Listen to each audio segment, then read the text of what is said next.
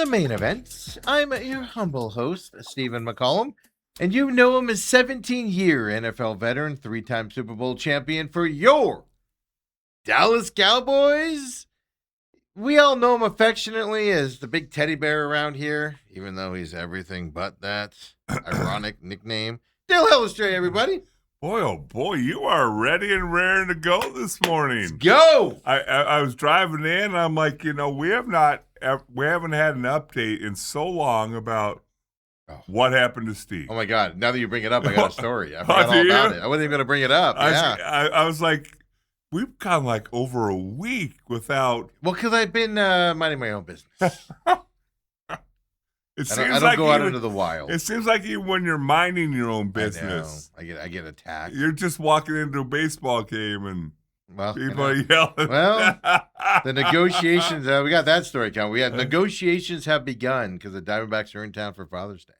Oh, and Ethan wants to go. Does he? Well, so he won't go see a movie with you. No. Although you go see movies with him. Yeah, I see really crappy movies. I don't want to. Yeah, see with him, but. He won't go with his pops. He's over 18 now, so he's making his own life decisions. Yeah. But yeah, so yesterday we're driving home. It was yesterday or the day before, and there's an ad for the Diamondbacks Father's Day Polo or whatever. Oh. It was like, Father's Day Polo, Diamondbacks. And I go, they're on the road, because I was thinking it was this weekend, but it's next weekend. Minnesota's in town. So I'm like, yeah, let's go. And then I was just like, oh my God, we have to fight long lines to get in. Long concession lines. We have to eat beforehand unless you want to miss half the game because you got to stand in a food line. Well, don't take the bridge over from the parking garage. I told you last time we took that one entrance in, and the guy literally we were walking by him, and he goes, "Hey, buddy," boop, and he tosses it at me, and I was like, "Oh," and he didn't make a stink about it. You saw him looking the thing to find the biggest extra large they got. Ain't gonna fit me anyway. And he looks through it and he just tosses it, and I was like, "Oh my God, this is amazing!" Yeah. So we'll see. We'll have to see how it goes. You never told us that one. No, I told you that one. Yeah. You made the biggest sting about the guy going, "Hey!" No. We gave him credit. We gave him credit when I walked in. Okay. Got something going on with my eye here today. Okay. No. We I brought it up. Yeah, it was no fuss getting into that game. There was no problem.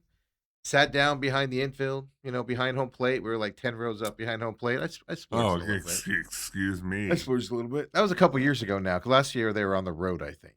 Okay.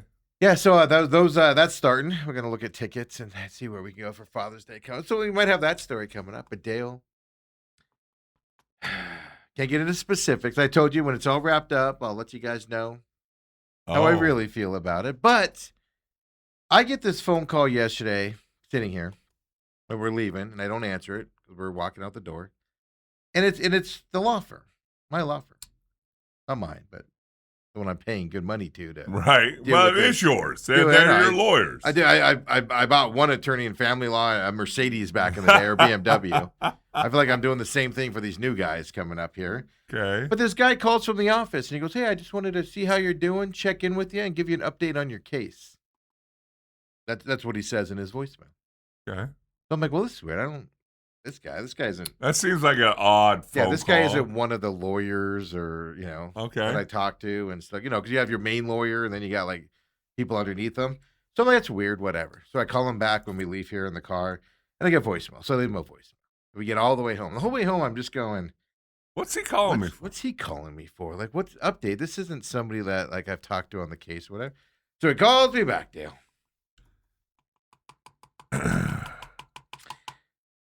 And he's talking. He goes, "Hey, I just want to know how you're doing." And I go, doing fine, my man. What's up with you? I was doing great until I heard your voice. And he goes, "Well, I just wanted to give you an update on your case." And I go, "Okay." And he goes, "Do you know what the update is?" And in my mind, I'm going, what the F kind of conversation is this? Do you really know really don't know the guy? I don't know this guy. Yeah, he's not part of my team that's working on that City of Mesa case for that tenant or whatever. Okay. Yeah, I've talked to him before. He was the guy that I talked to because I was emailing him going, "Hey guys, do you want?" And they weren't responding to me. So I called and then this guy picked up. So he's in the intake side or whatever. So then we're talking and then he just casually goes, "Oh yeah." And I go, "Last update I heard is we go to court on July 1st. That's a court date we got to go to." And I go, "That's the last I heard about it." And he goes, oh, really? Okay. And he's like, you could tell he's like scrambling. So in my mind, I'm going, like in my mind, I literally thought, he ain't calling about the update to the case. Yeah. So then he goes, hey, when we signed you up, you you paid half the amount, which is we're talking a large sum of money here, but we're not talking a couple $1,000, just so you know. I'm not going to give the exact totals, but I paid half the amount up front. With the agreement, hey, I'll get the rest to you. Whatever. Right. So he brings that up, and I go, is this a collection call? He starts stammering.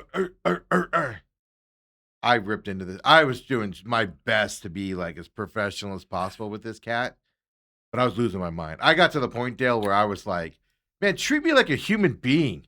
Call me up and leave me a voicemail that says, hey, I was just following up on your next payment. What's the situation with it? Blah, blah, blah.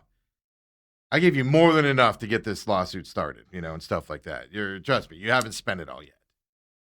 But I said to the guy at one point, I go, just treat me like a man. Just call me up and leave me a voice message that says, hey, I just wanted to follow up on your account and stuff like that.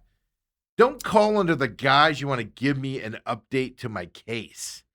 I go, how shady do you guys need to be? You guys are a shady entity. You guys are acting like car salesmen right now. I go, this is a bad vibe for you. I don't know who you think you are treating people like this. Call up and be a man about it and just ask for an update. I would have called you back and give you an update and we would have moved on. And I'm just trying to stay like calm because I just want to tell this kid what I think of him. Who does that? I have a relationship with this law firm that you guys don't even know about. They're my family law attorneys and multiple stuff with these guys. HOA attorneys with the houses and all that stuff. And to call up with the guys if you want to update me on my case. So the whole way I'm driving home going, oh, there's a development. What bad news am I going to get today? So the 45-minute drive home, that's all I'm thinking the whole way home. And this MFer just wants to know where my next payment's coming in? Oh, my God, Dale. It was Ethan. Poor Ethan had to listen to me talk. I was going to say, were you doing this in front of your young, sweet, innocent son? But I feel like I wanted to just tell this kid what I really thought. It got to the point where I was like, look, man, he goes, and he just kept going, I might have worded this wrong. And I go, worded it wrong? You didn't even word it to what you want. What kind of organization is this? I was just furious, but I was trying my best to just be like, ugh. I kind of ripped him a new one, but I tried to stay professional as much as possible. But don't do that. Don't do that when you have a relationship with somebody. Don't call up under the guise of something else that could mean something. Update. Yeah, I want to give you an update on your case. Let me give you an update on my case. You might not have it much longer, freaking clown. Can we get Ethan to come in here and tell his viewpoint of how calm you were? No. The way I felt, I was about ready to just start ripping into this guy. Like, I don't even know what he looks like, but I was just going to start ripping into what I think he looks like. I was pissed.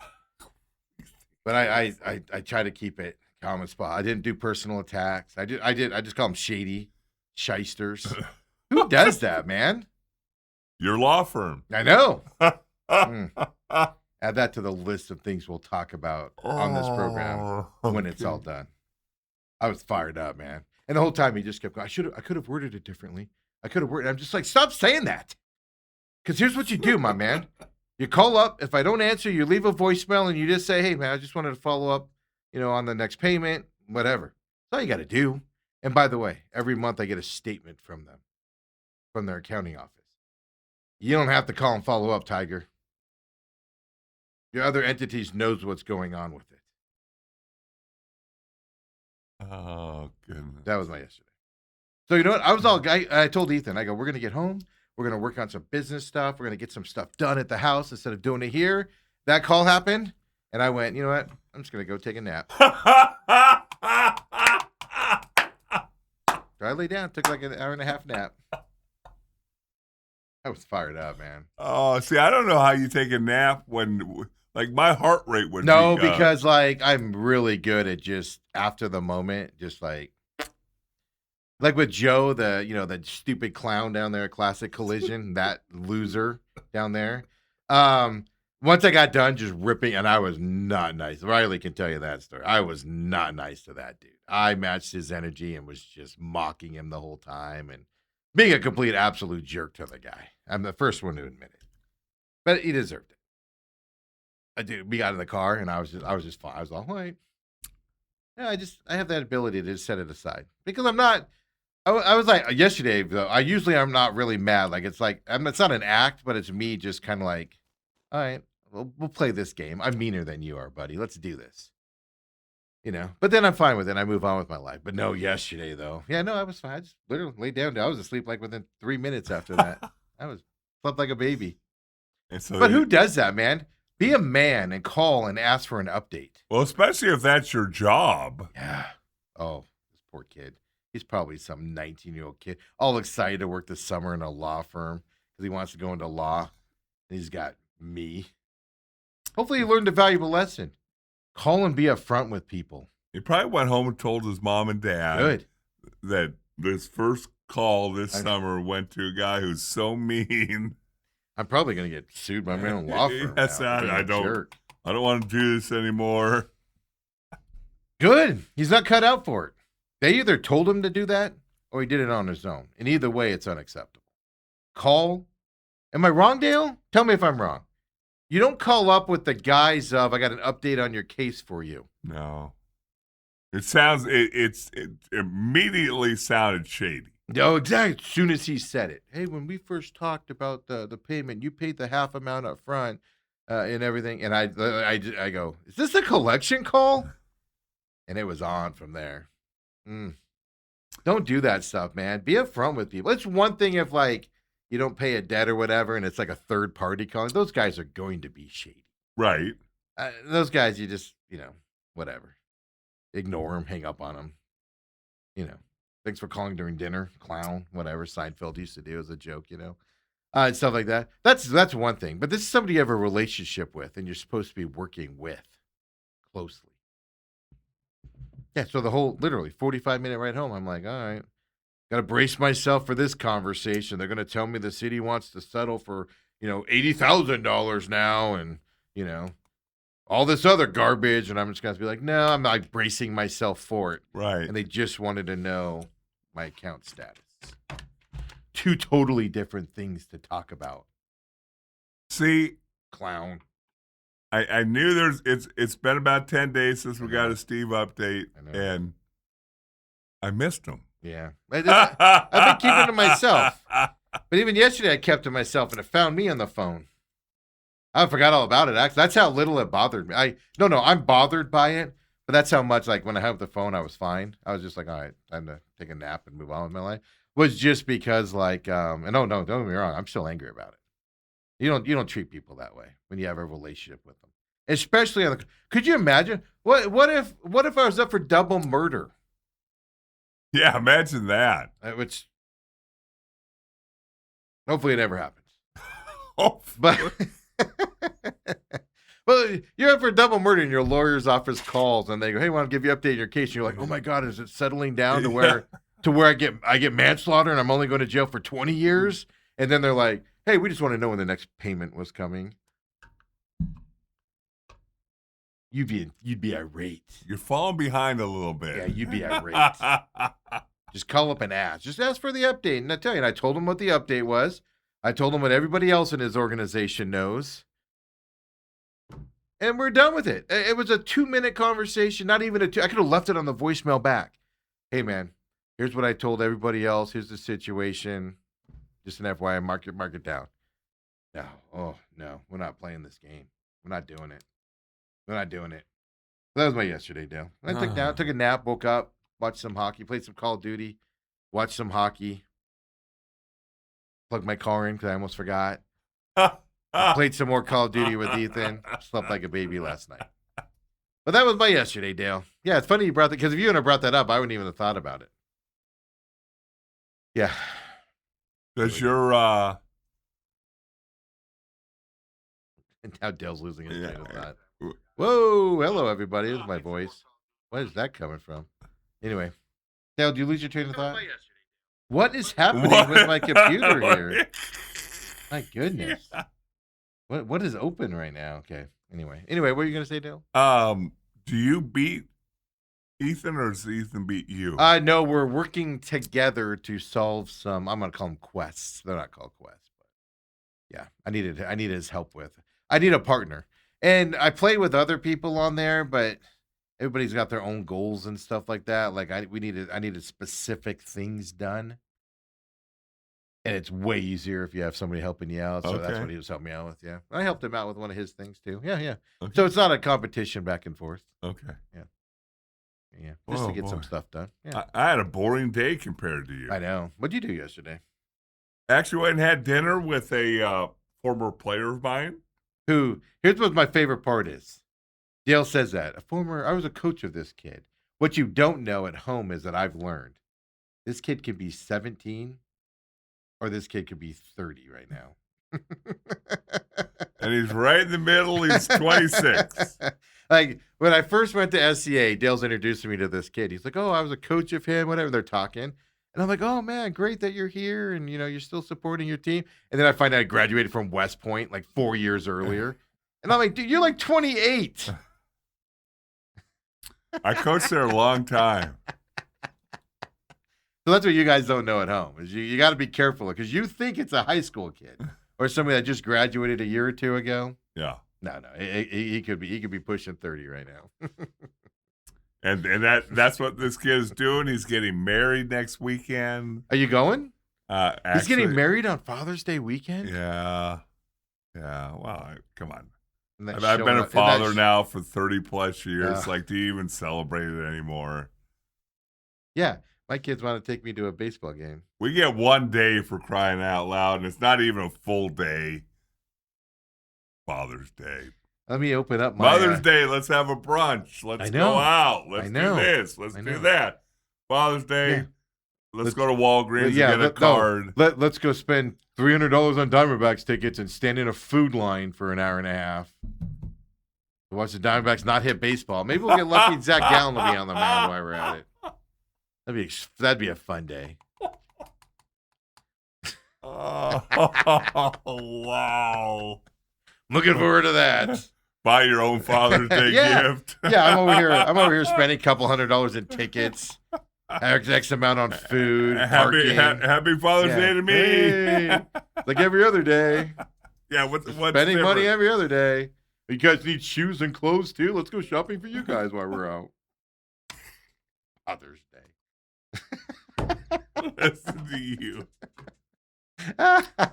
Ethan says they are challenging challenges.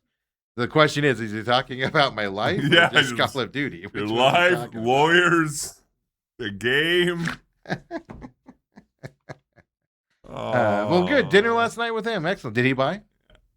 No, I've not made him buy, although he is a Philadelphia area sports fan because he moved out from Philadelphia. He's wearing a Phillies shirt. Loves the Eagles.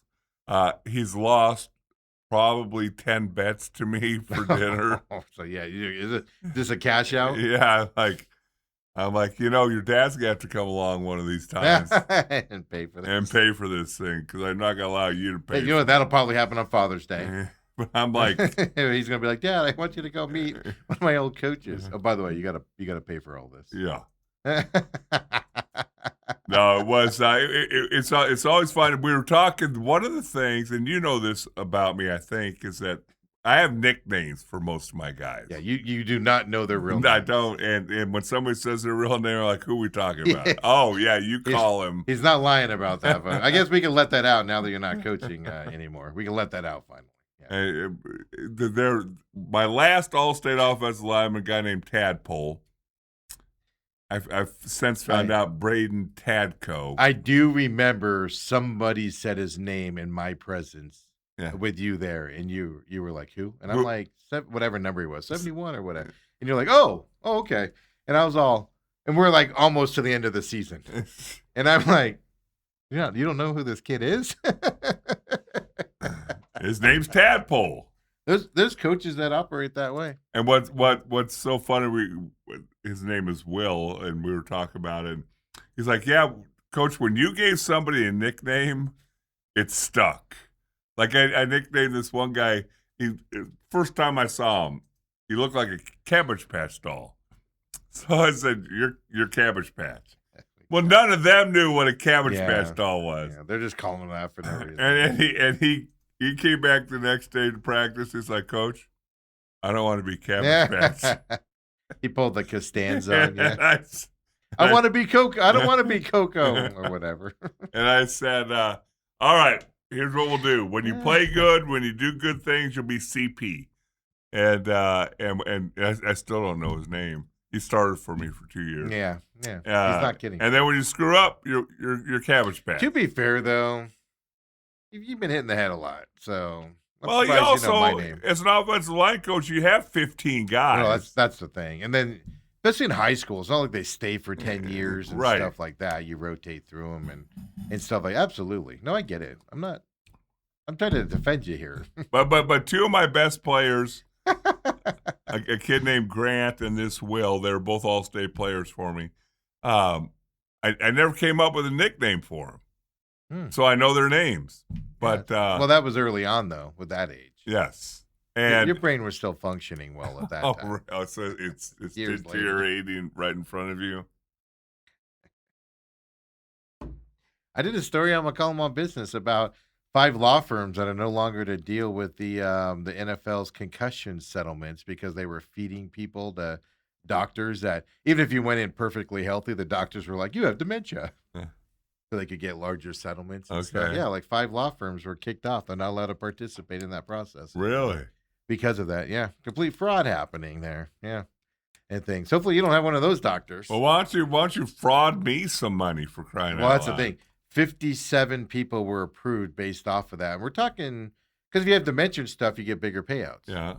That's why they were going that route and stuff like that. So 57 were approved before they kind of signaled and they did an audit of it. 37 just automatic denials when they have to go back and go through the process again and everything. Mm-hmm. So how pissed are you if you're one of those 37 that didn't get through the process and the other ones did?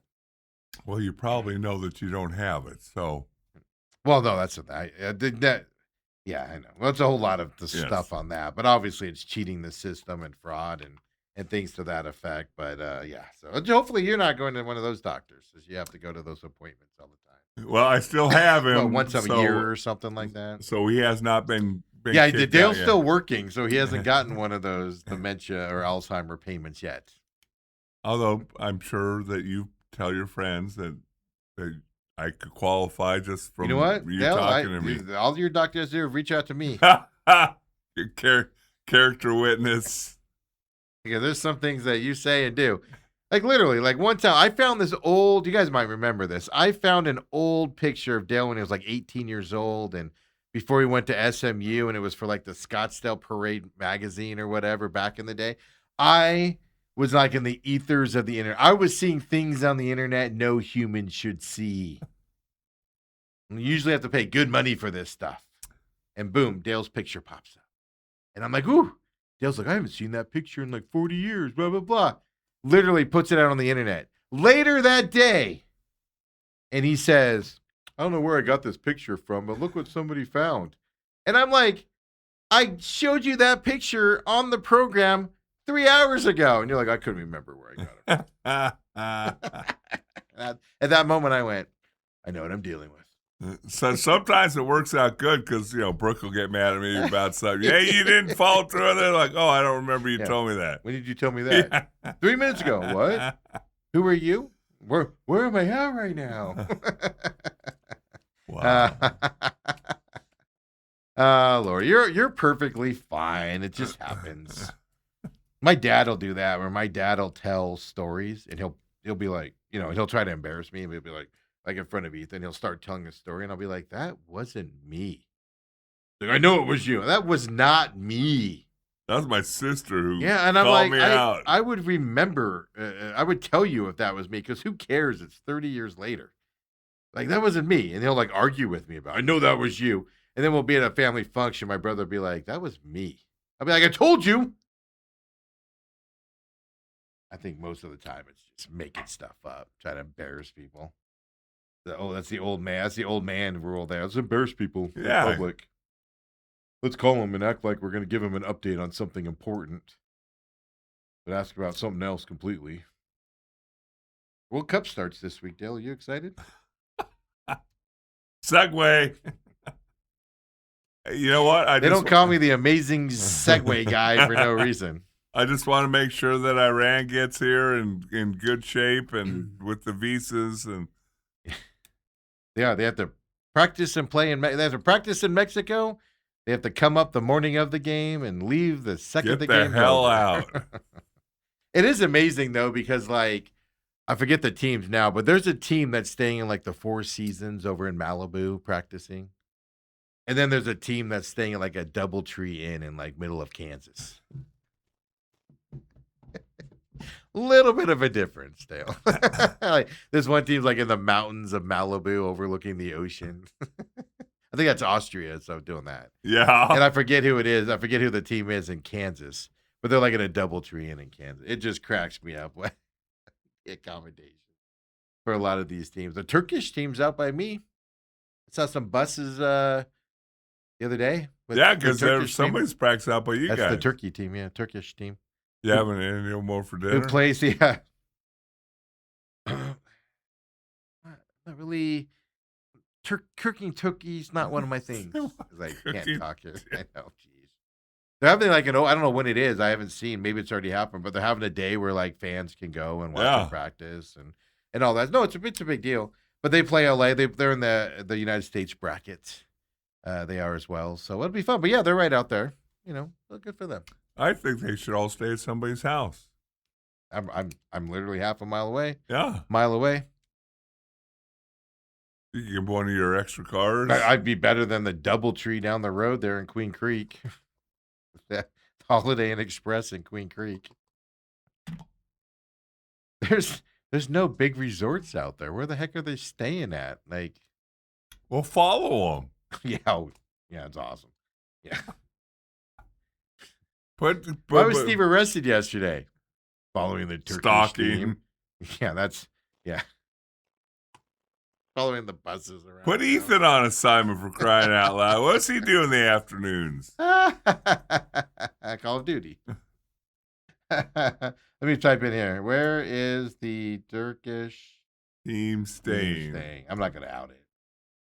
Oh, really? Because you think there's going to be 1,000 people go watch them at Holiday Inn Express? Having their continental breakfast. I want to say it was Monday, but it might have been Tuesday. It might have been yesterday. No, it had to have been Monday is when I saw them. They had just showed up. They just got here this week and everything because their fans were everywhere, the reddish side and everything. So, around 100 fans braved the heat to welcome the team with flags and music. Yeah, they start Saturday versus Australia, and then they got the United States game after that as well. So. Where are they playing at? SoFi over in LA. So why are they practicing here?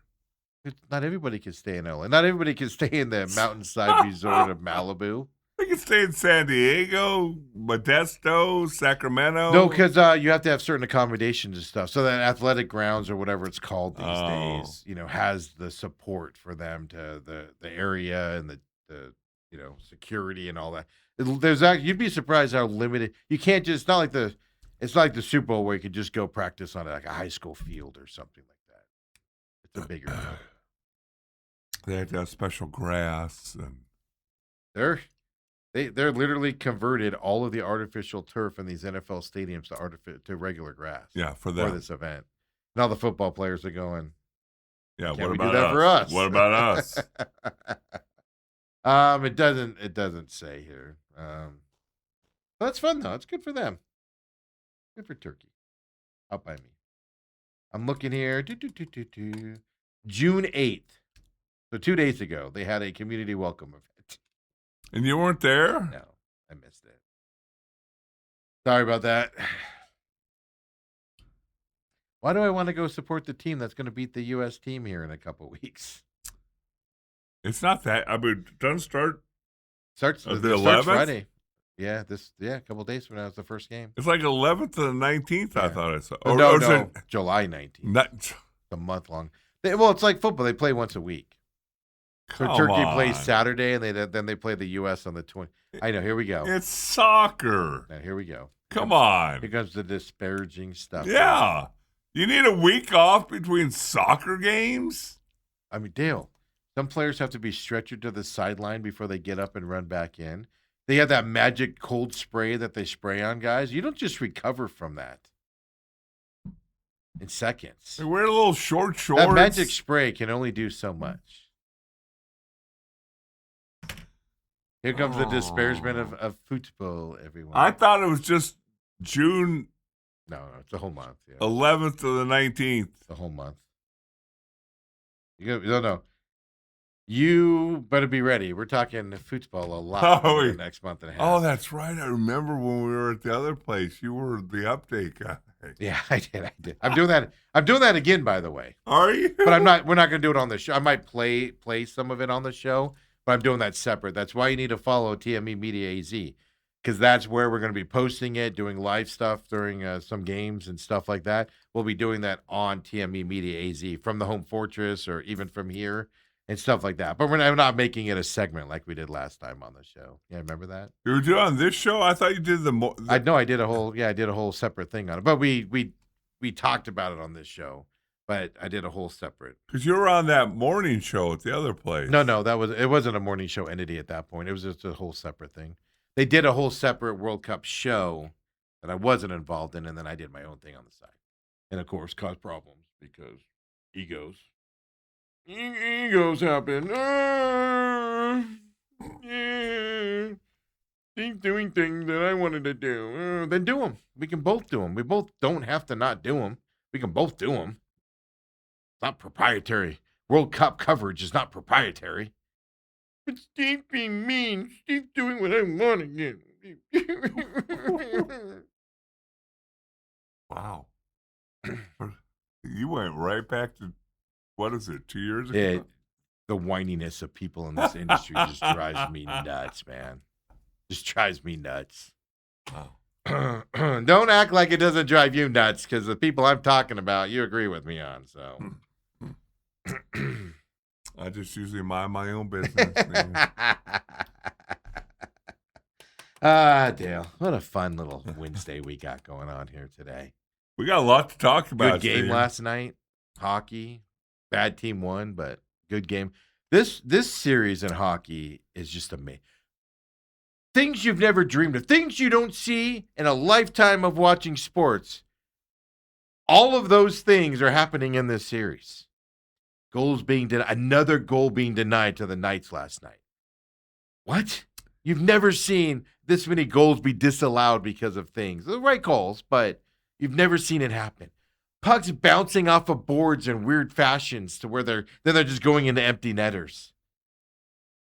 Diving goals that are just inches, hitting the glove of the goalie and then bouncing. Think of everything that you've never seen in sports, and it's happening in this NHL series. It is the most amazing, multiple comeback victories from teams. I put it out yesterday. Knights down 2-0 early in this game, like early. I go, they have them right where they want them. They're going to come back. And they did. They did. It's just, whether you're a hockey fan, and record ratings for this too. Game 1 and 2 were record ratings, high ratings. 6 million people turned into game 3 at one point in a hockey game. And imagine if Phoenix and some other areas could actually watch them at home. That's the other side. Imagine the Rays would be there. Peaked at 6.1 million viewers, 5 million viewers average for game 3. And on top of it, it's hockey with these viewing numbers, which is outstanding. Right. But then, Dale, it's a team from Las Vegas and a team from Carolina. Not exactly the hockey staple of the world, traditionally. Right. So on top of it, record ratings, 2 non-traditional teams. If this was a Canadian team and like Boston, record ratings, you'd be like, yeah, I get it, whatever. No, it's fantastic. And then what's happening on the ice is even better. Even if you're not a hockey fan, if you're not watching this, you are missing out. If you're you have to be a sports fan to enjoy it, I think. But if you're not watching this as a sports fan, you are just missing out on just unbelievable. These teams are evenly matched. Like, you just hope this series can go 30 games. Be a record. The NFL, the NHL is just going to go best of 25. Let's keep going. It's just so much fun. Yes. It's so much fun. I don't even care who wins at this point. Let's just keep the fun happening. And they go back to Rowley here coming up. Is it Rowley or Rowley? Rowley? Yeah. The guy It's from that Raleigh. area, Kobe, just chimed in. It's Raleigh. He's from. You're from North Carolina, right, Kobe? Yeah, so he's right there. He's probably rooting for the Hurricanes. I didn't even think to bring this up. Yeah, you didn't even talk to him. See, the guy's here every day, busting his hump, and you don't even ask him who he's cheering for. That's disgusting. Who are you cheering for, Kobe? Well, he's from that area. There's people who hate I the don't team they ask grew up questions where I'm going to be disappointed in people, Dale. Yes, you do. You called the lawyer's office. What did he call me for? He volunteered why he called me, just for the record. Oh, my gosh. So last night was fun on that point. We get the NBA back going tonight as well. Robert says, so use your Shaggy voice. Zoinks! Or are you talking about the rapper Shaggy? They call me bombastic. Robert says the pace of play is crazy. Ain't nobody out there going out half-ass. No, this is the thing I'll take away from. This is why I love NHL hockey in general, but especially the playoffs and the cup. Right. There is not a sport, World Series, NBA Finals, Super Bowl. Like, you see effort in these types of stuff. You see effort in them, don't get me wrong. But the effort is just so much different from the NHL side. Just the passion. John Torts, the Vegas coach, they score that goal, the thing, and you just see him look at the replay and go, and just storm off, and just walk. And they're like, all right, boys, let's go. It's just everybody is sitting there. Oh, yes, I should have done. It wasn't me. I forget. Yeah, sorry. Robert, I missed that joke there. But, I mean, it's just everybody's got it on there. Like, every play that happens, so much to the point, Dale, last night, Carolina switched goaltenders. Their starter, they just flat out said he needs a break. And it's not one of those things where you can pull him in the middle of the game or put him in during the game. They flat out said he needs a break, and he needs the whole game off. Like, he just needs a mental break. He needs a physical break out there. So they go out there. And they put a kid in this goaltender spot. He came in at the end of the last game as well. And they put him out there. His first playoff start ever for Carolina. Gets the win. Gets the win on top of it. I could have played you. I could have gone and gotten his post game where they interviewed him on, Dale, you wouldn't know this because you don't have it, ESPN/ABC. Because of the carriage dispute. Busey's his name there as well. BUSSI. First start, gets the win. First playoff win ever. I could have played you the interview where they interview him after, and he says, this is everybody's dream to be in this position. Stanley Cup final, win the game. I'm going to go a little farther. I'm going to go to after the game where they're interviewing him here. His parents found out he was starting the morning of yesterday, officially. Which means he found out yesterday and called his parents and goes, yeah, I'm starting tonight. They get on a plane from the East Coast. No. Yes. So afterwards, obviously he's involved in a game. Afterwards, they show his parents. Let me describe it. Tell me another sport where you see this happen in real time in a championship event. Here he is after the game. His reaction. After the game. Really neat to see both your parents, Rob and Lisa, your fiance, Mary, here as well. There's some great reactions, and then as you can imagine in the crowd. So I just wanted to see this. What do you think? Oh, that's pretty special. So they're the reason why I'm able to do what I do right now. Their sacrifice means everything, and they're the best. Just the fact that they're here watching this in person. I mean, what does that mean to you? I mean, flying East Coast to Vegas in one day or this morning is a lot. It means a lot. I can't believe you guys just did that to me on TV. So gonna make me cry. I know. Dale. But here's my point though. You see the effort on the ice. You see all this stuff. First playoff start. He has a better goaltender ahead of him. He just needs a break. Like, he's just beat up, tired. and everything. He gets his chance, goes out there, wins the game. Parents fly in. They do all that. Name another sport where this happens. When was the last time you saw this in the World Series where somebody hits a game-winning home run and they go, hey, your parents were in the stands for the first time? There's just something Really nice job by special. ESPN, actually, by finding that. And I don't give them a whole lot of credit sometimes. But even afterward, they interviewed him on the bench, like when he's still in uniform, and everything right after the game. And he's just talking about this is every kid's dream to be in this position. Again, now I get it because baseball players generally they played the whole season. You don't just get called up the day before, right? Stuff like that. I get there's differences, but then you look at, you just look at the effort on the ice between these teams. Corey Hart, the starter for Vegas, is the first goaltender, like in the history of the NHL, to give up full goals a game for every finals. That generally means you're getting your butt kicked in the finals and you just got swept, or you're about to get swept. They're in this series because of what's happening in this series. Right. It's just, then you got Marner, past his hat trick. It's just what else can happen in this series. And also says, why are you making me cry at work? What a wonderful moment. Just this is what makes hockey, for those of us that are big hockey fans, this is the stuff that makes you kind of nostalgic for it. Just you don't see this stuff anywhere else. And you don't see this effort anywhere else either. Want another example? Are you making me cry again? I almost cried because this was the go-ahead goal. And you have no feelings. I know, and this is the go-ahead goal right here. Stahl. Okay, puck's bouncing all over the place. He's already got one goal. This is his second one. But look at his effort to get this puck on net. Ends up going in. Is this the one where he's parallel to the diving ground? Yes. Show me a net where somebody else is doing this effort consistently when you're tired toward the end of the game and fighting it. Here's Stahl's goal here as well. As we've seen, but then look at the goaltender effort. As it pops up, hits the top of his glove. How does he miss that? That's a great shot. How does he miss that? It hits his glove and bounces up. Oh, that's got to be so frustrating. But so you got the diving play from the Stahl, the leader of the Carolina Hurricanes, Stahl to get there. Even after he makes that, he's on the ice and he's just like, how did that just happen? The guy that scores the game-winning empty netter is just bouncing it off the boards from behind the net, and it hits the boards just right and then skirts right into the middle of the goal. To where they're like, and they're not even celebrating. They're all just like, wow, that was lucky. Wow, let's get out of here. That was interesting. I'm just saying, nostalgic-wise, there's nothing better than NHL hockey, and this year's proving it even more so than any other time, any other place.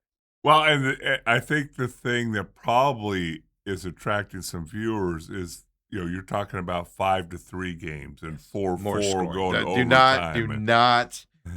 It's sad in my eyes that's the reason, but that's why. It's not 1-0. It's 0-0 at the end of one, and all of a sudden it's 5-4, 5-4-4 going into overtime. Right. Yeah. No, that hasn't been missed on me either. While you're getting some casuals probably tuning in. Right. Because there's actually scoring. It's not that one. Well, hopefully the casuals will get enthralled by it, and now suddenly become fans. Because I was thinking about this last night. The Four Nation tournament, everybody tuned into that. Everybody tunes in the Olympics. And the problem with that is that those are fun, exciting games. And everybody gets into them. And then the problem is you come back and you go into regular season NHL hockey. Yeah. Which is a letdown compared to those environments. This would be like whoever wins this series, then all of a sudden you go back, and then we're watching regular season hockey again. You would have even the diehards, we have natural letdowns because it's not the same. Right. That's what's so great about this is it's just going there. And it just, like I said, fastest hat trick in the history. Fastest 3 goals scored. Same game. Then the fastest 3 goals scored in the history of NHL. Same game. That same thing happened. Puck off the net. That goal right there, a guy stepping up and having to fill in and gets the win, and his parents are there flying across. I'm sorry. This is why you're a sports fan, and if you're not watching this NHL hockey series, I don't know what's wrong with you. Yeah, you have no feelings. You aren't really a sports fan. It does beg one question, Steve. Oh, here comes the negativity.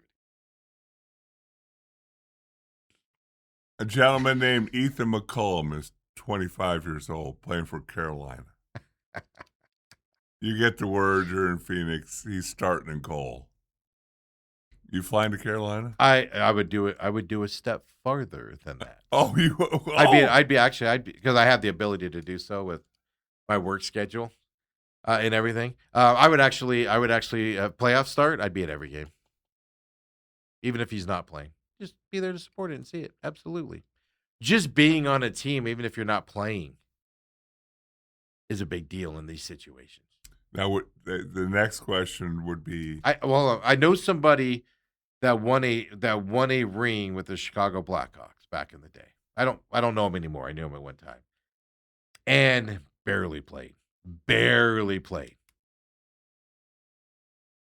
That guy will tote that ring like nobody's business. He's the most proud of that of anything. He'll tell you, I barely played, but that was such an experience to get there. Guys that are on the bench and don't play in a Super Bowl, they're proud of it, but they're not like, oh my God, look what I did. I'm just telling you, it's just different in hockey, man. So my next question would be: First of all, Ethan, why you disappoint me like this? Steve McCollum. Would you go on Vivid Seats, or would you say, hey, Ethan, I need a couple tickets? Oh, no. You're getting me tickets. You have an allotment. I take advantage of that. I got to pull a Hellestrae and get that. We got 2 tickets. That's the problem. I don't know how much they get. I don't know what the rules are in hockey. We got 2 tickets, and all my freaking family wanted to come. So I looked up last night during that game. I looked up before the game started. The prices dropped from Game 3 because Game 3 was Saturday night in Vegas, and it was $1,000 up. Oh yeah, $900 for the up weekend, level. whatever. Yeah, it was Saturday night Vegas. You get it, right? And stuff. So I was like, yeah, I'm not paying that much to drive up there, and a couple other things. Game 6, which there's now going to be a Game 6, and it could be a clinching game for one of these teams, is Sunday night. I was watching the ticket prices yesterday. $800 upper level to get into a possible clinching game. It's going to be a possible clinching game no matter what. right. Whoever wins the next game obviously can clinch it at that point. And if Vegas is that point Sunday night, Dale, do we miss the Rattlers game and go to Las Vegas? Because Rattlers play Sunday. Oh, I'd screw the Rat. Who are they playing? Fisher's Freight. Yeah, I mean, I know Fisher's Freight is good, but it's a regular season. They've got like 5 losses. No, I agree with you on that. The problem is the money. That's what I was going to say. The ticket prices went up after there was a guaranteed Game 6 yesterday because it's going to be a potential clinching game for whoever wins the next game in North Carolina. Well, maybe, but I'm not spending $3,000 for lower level seats, and I'm not spending $1,000 for upper level seats. That's ridiculous. Well, maybe your lawyer's office will call tomorrow and go, "Hey, all your apologize. Fees been waived." We apologize. Hey, we're going to Vegas. That's the problem, Dale. I have lawyer bills I gotta pay. I can't afford to go to Vegas. Why didn't you go to Vegas for the Knights game? Lawyer bills. Mesa, city of Mesa. Jerks. Yeah. So no, the price is there, but I don't know, man. I'll be watching those ticket prices. Would you drive up there? We've done it all the time. Oh yeah, I've been to every year they've been to the playoffs except for one. I've gone up and watched the game during the playoffs. I've been to at least one game every time. The other 2 times they've been in the finals. This will be the first time. One time, me and Autumn sat next to Little John, my buddy. Yeah, we sat next to him during a game. Yeah, me and Carter went first time they were in the finals. So you're on Celebrity Row? No, in Vegas they just sit with the Gen Pop a lot of times. He's the man of the people there. Yeah. Okay. First of all, he stands out because Lil Jon looks a little different with his grill and his braids and all that stuff. But he actually just walks around. He's from there. He's big bar guy there and stuff like that. That he just people were coming over and like, can we get a picture with you? But they were all being respectful. It wasn't during play or anything. Okay. And he had a guy next to him that we were trying to decide if he was the bodyguard or not. But he wasn't doing much and stuff. But he left a little early to avoid the crowd too. Like there was like a few seconds, like a minute left, and his buddy and his guy that was with him was like, "All right, let's go." Because you want to beat the crowd up and out. Otherwise, you're just gonna be hounded standing there and stuff. Right. And things. But no, they just mingle around there. But no, this will be the first year I don't go if I don't go. But I'm not. I just. Why don't you just go by yourself? Well, you don't have to take Ethan. Ethan doesn't even like hockey. But even then, it's I'm not spending $3,000 for lower level tickets, man. But if you go by yourself, you're only buying one ticket. Okay. Splurge on Steve. Give yourself a Father's Day gift. Happy Father's Day to me. By the way, this Father's Day's gifts from you, Autumn, Ethan, Ireland. Yeah, this Father's Day's gifts from you guys. Robert says, playoff hockey is the only sport where the fans need the off days as much as the players. It is fascinating. I do have a question for you. So he's right. Mother's Day, Father's Day. Mother's Day. Brooke is not my mother. No, I struggle with this. Am I supposed to give her a gift? No, what you do is, people say yes, by the way. Really? Yes. What I say is, you give her a gift through your kids. So, you give your kids some money to go spend it on their mom. No, you go, what are you guys getting her? All right, put my name on that. You don't give them any money towards it? Not your kids. Your kids are all right. They can get it themselves. No, that's the question mark. No, because she's not your mom. Because Father's Day, Saturday evening, Does 6 Brooke o'clock. Get you something? There'll be people. I think we've finally, after 38 years, come to the fact. Well, we've been mother and father now for 34. But it's hard for you, isn't it? Because then obviously Hillary's got Scott. She's got a baby and all that stuff. For Father's Day. So it's hard for that. It's hard for that. We just usually always get the family together, get a card, something like that. Oh, we saw a shirt we're gonna get for you. We got to get this shirt for you. But guys all know how I call him Pop Pop, and I'm kind of get his grandkids to call him Pop Pop. I saw a shirt the other day. I think Autumn might have pointed it out. Somebody pointed it out to me, and it says Pop Pop on it for a Father's Day shirt. And I'm like, we got to get that for Dale. I did get myself in trouble because Hillary, through the grandkids, gave me a shirt that says, "You can't tell me what to do. You're not my grandkids." And Graham now can read. Oh, he takes that seriously. And every once in a while, I have to correct him. And then he'll try and correct me. I said, Graham, you can't tell me what to do. He goes, but Papa, what about your shirt? Yeah. No, he takes that serious. Oh, yeah. You're like, this shirt's just going to be put up for a little bit. This shirt's going to be put up. Robert says, you get your wife a gift for Mother's Day for your peace. No need for unnecessary issues. Smart man. Here's another question for you. What do you do about your kid's mom that's remarried? Oh, I think you leave that to the kids. Do you give the kids money for it? No. Because then you're buying. Ethan, you're working. I feel like stepdad should take care of that problem, right? Yeah.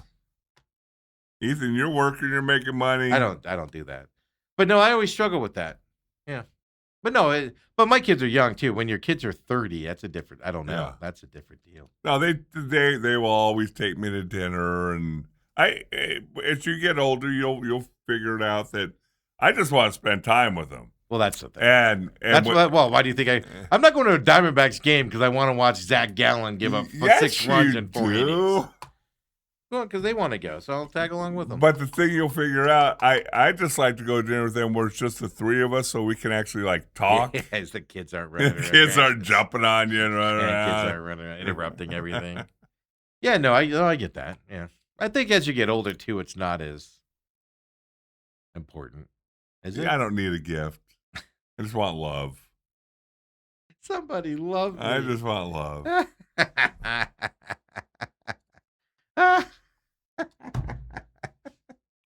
Poor Dale. I'm pretty lovable, Steve. Poor Dale. Well, that's what you keep telling me. Yeah. I've yet to see it. I see a lot of heartache and pain. A lot of heartache in those eyes. Yeah, that's all you see in those pictures. Oh, my gosh. Hillary and Kendall live such a tough life. Seriously. Oh, they have to take pictures of themselves in front of pictures of themselves. How embarrassing. You are so ridiculous. What he's talking about Is we took a picture of our If family. you don't watch our show every day, yes, they do. I wish we had that picture because it is great. Did you? Now every time you take a picture, you make sure there's not a picture. Oh behind no! you now, I don't say you? let's get that one centered behind us, just for Steve. And I'm gonna post Scott, it. you need to move over here because that's yeah. It was my son-in-law's Alex's birthday. We took a family picture, and just happenstance, we had a family picture behind us. Steve, not, hey, great family photo. No, I said it was a beautiful not, picture. hey, we're really nice y'all get together. It's fun to see a happy family. No, Steve goes, who takes a family picture in front of a family picture? Yeah.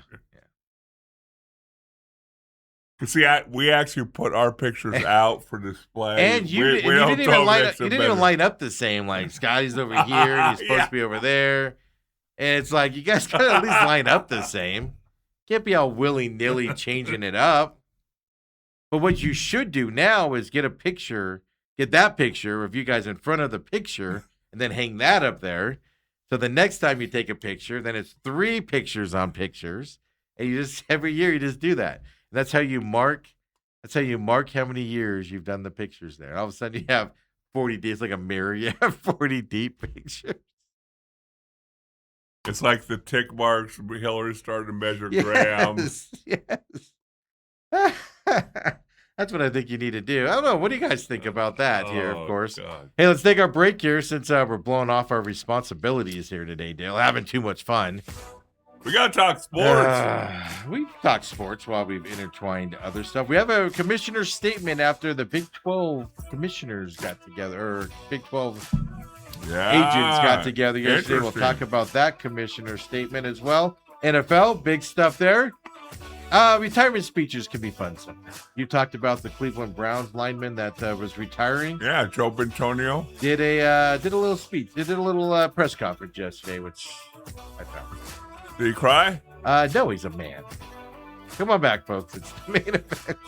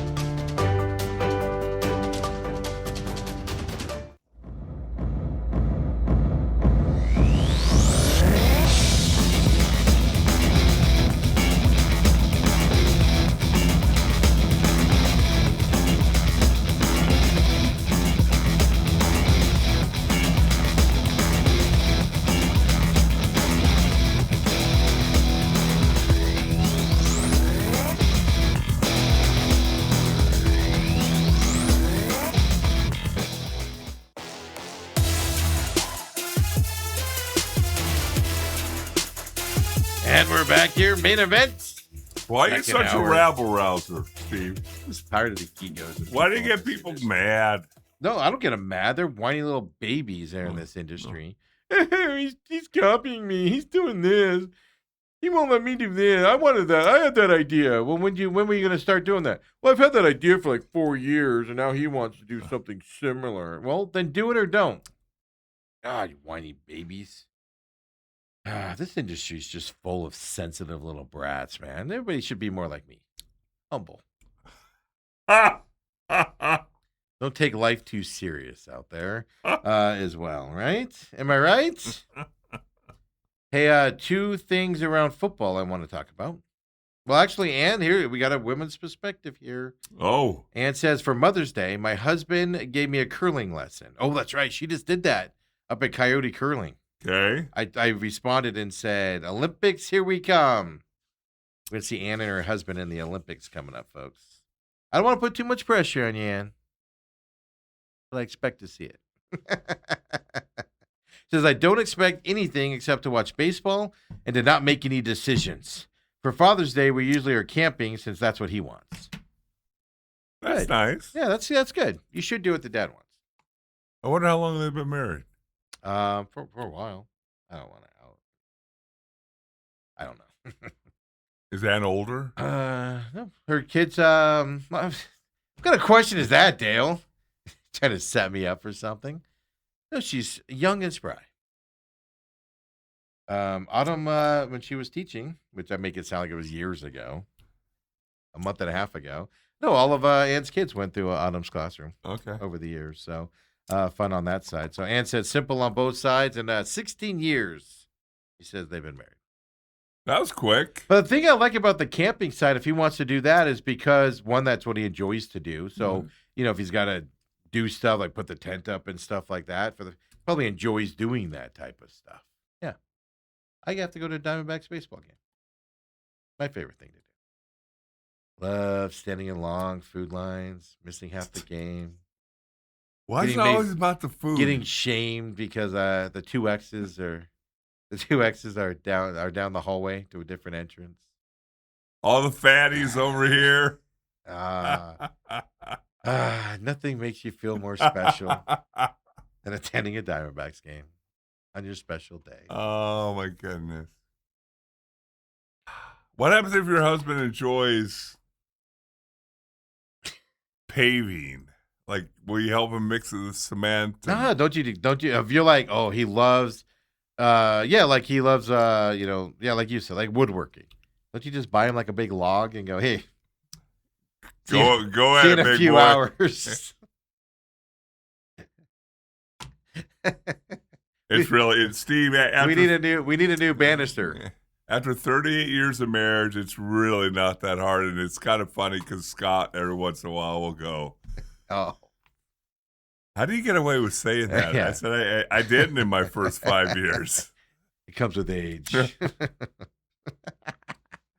That's funny. The Big 12, of course, meeting because of the Texas Tech and their quarterback situation and things. The interesting thing about this dichotomy is everybody's mad about the gambling aspect because Texas Tech could easily just say, you can't play here anymore. Right. And move on. But they're going to be stubborn because there's an outside guy, the big money guy around the program is kind of forcing this have to happen. So you got a guy that doesn't care about the public backlash and things to that effect and stuff. So the Big 12's got together. The athletic director meetings happened yesterday.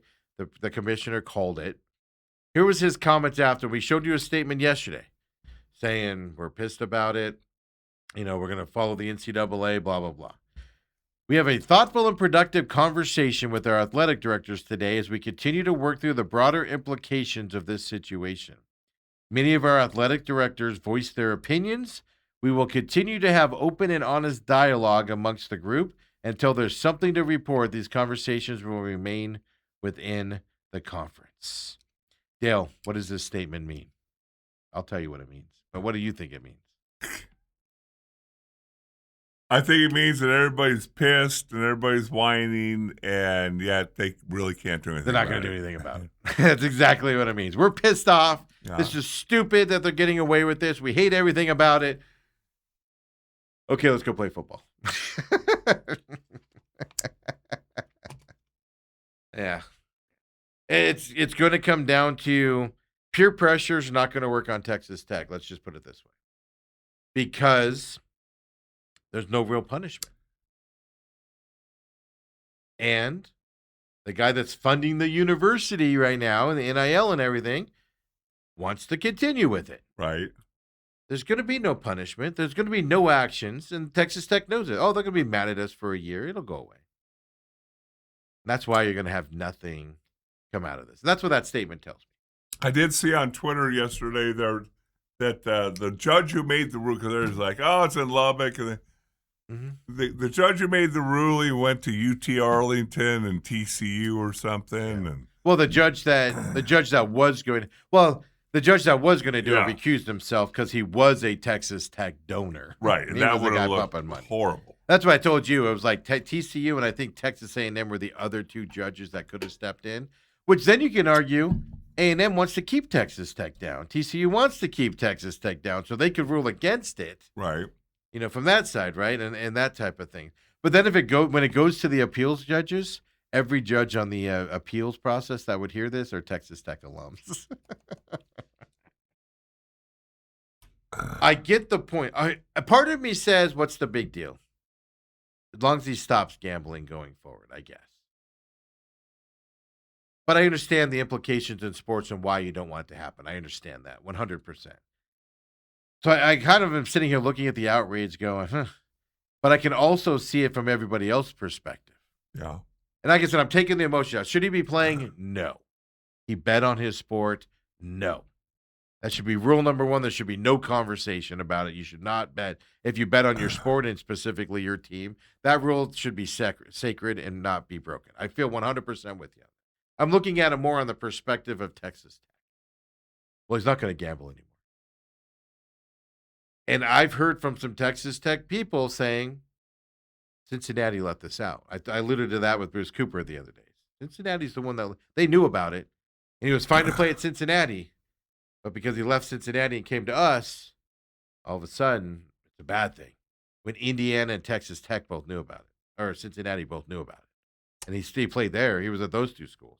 So I can understand Texas Tech being like, screw you guys for doing this to us. And I understand the rest of the team, the rest of the conference kind of seeing this going, we can't do this because how do we look at our kids now and say no gambling?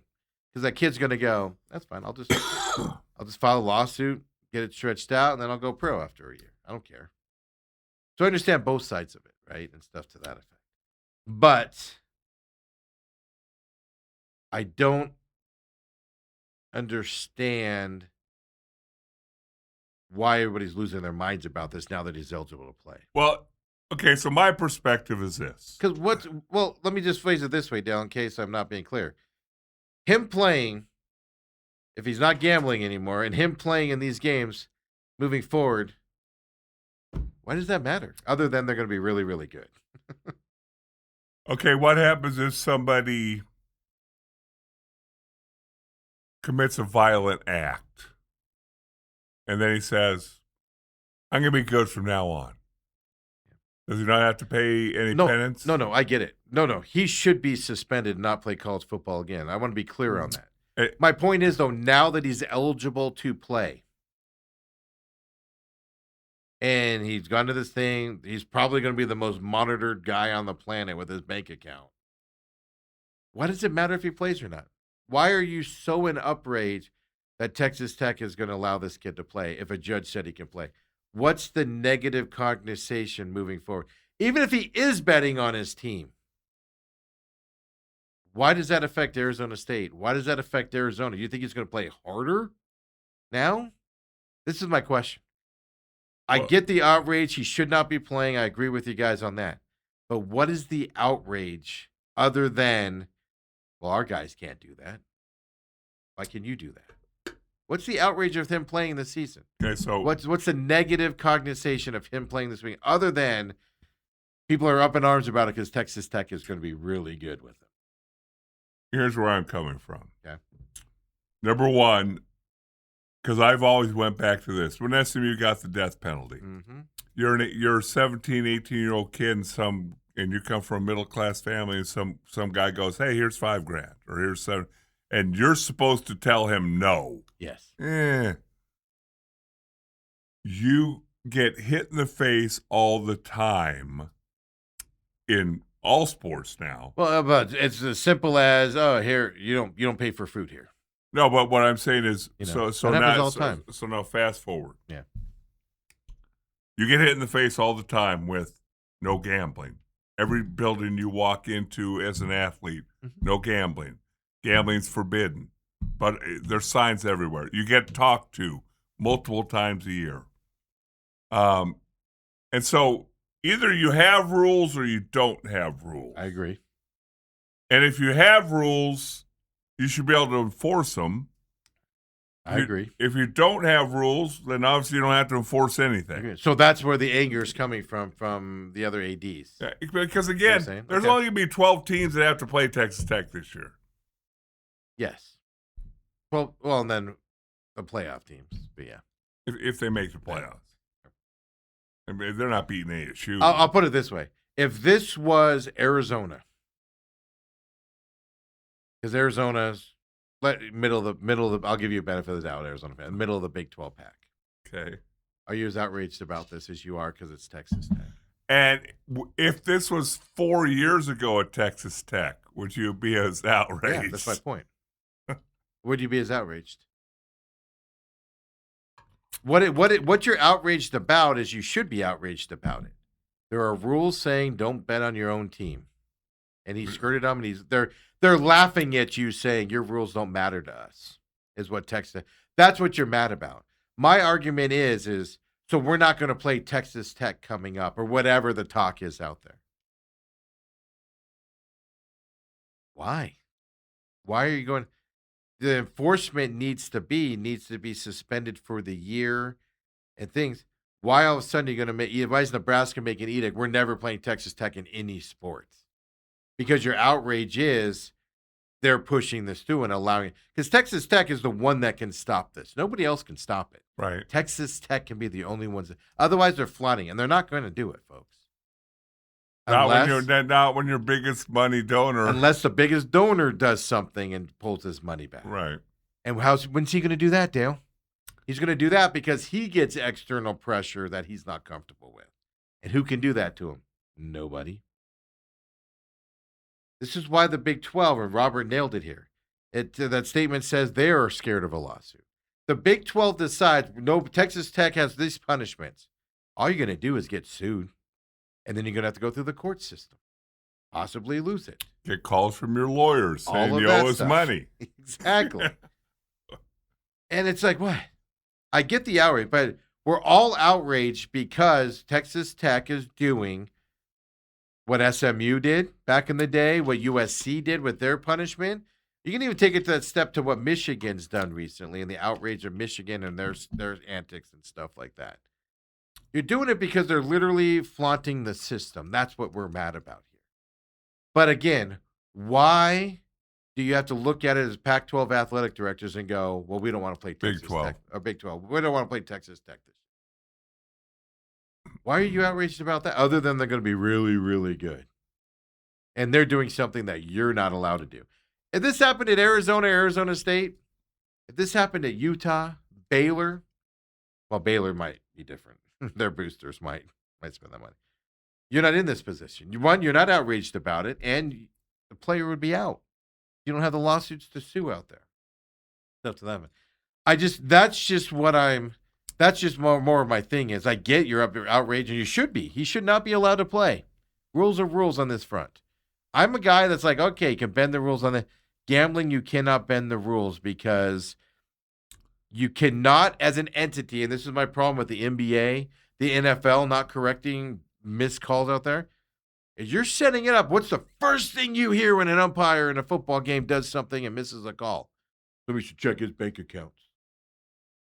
You cannot let that leak into these leagues, and Texas Tech's leaking in there. I agree with you. It's outrageous because of that. But him playing this year in Big 12 schools saying we don't want to play them.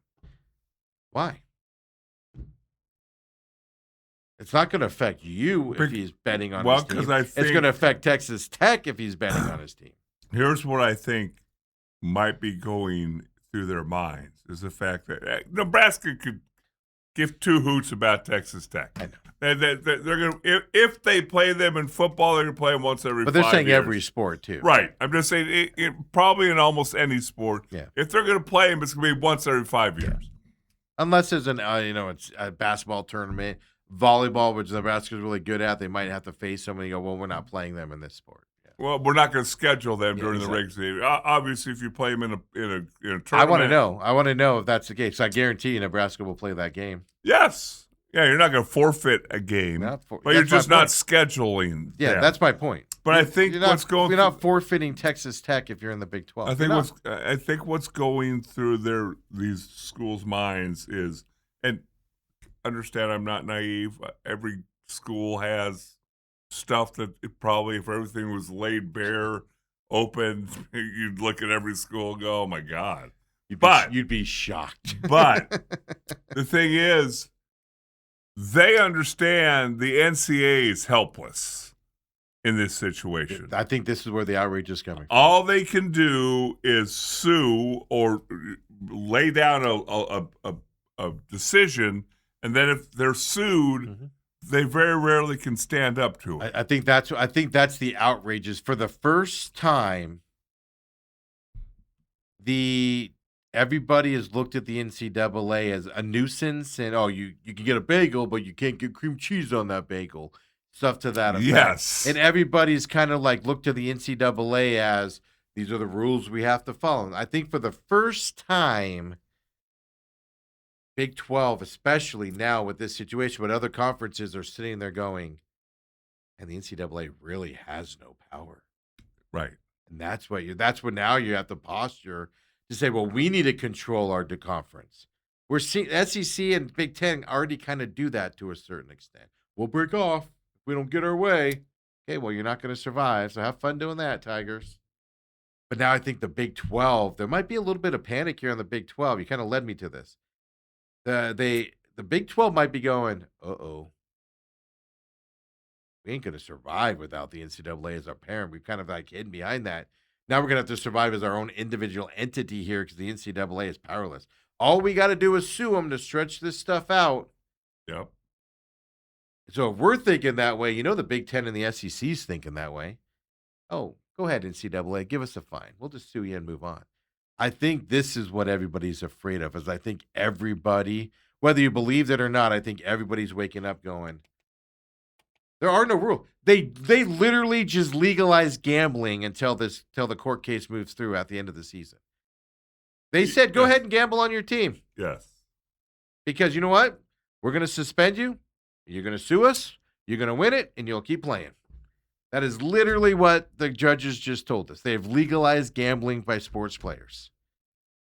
And I think that is what everybody's up in arms on in the Big 12 and stuff, is Texas Tech is showing there's no – we talked about this with your school yesterday with all those transfers. Oh, you don't want a 5-game transfer rule? Threaten to sue. Right. AIA will waive that in 2 seconds. Oh, you're eligible on week 1. Hardship? Yo, absolutely. Your principal said the N-word in an email? Oh, that's hardship. You can play week 1. You can't sit out 5 games.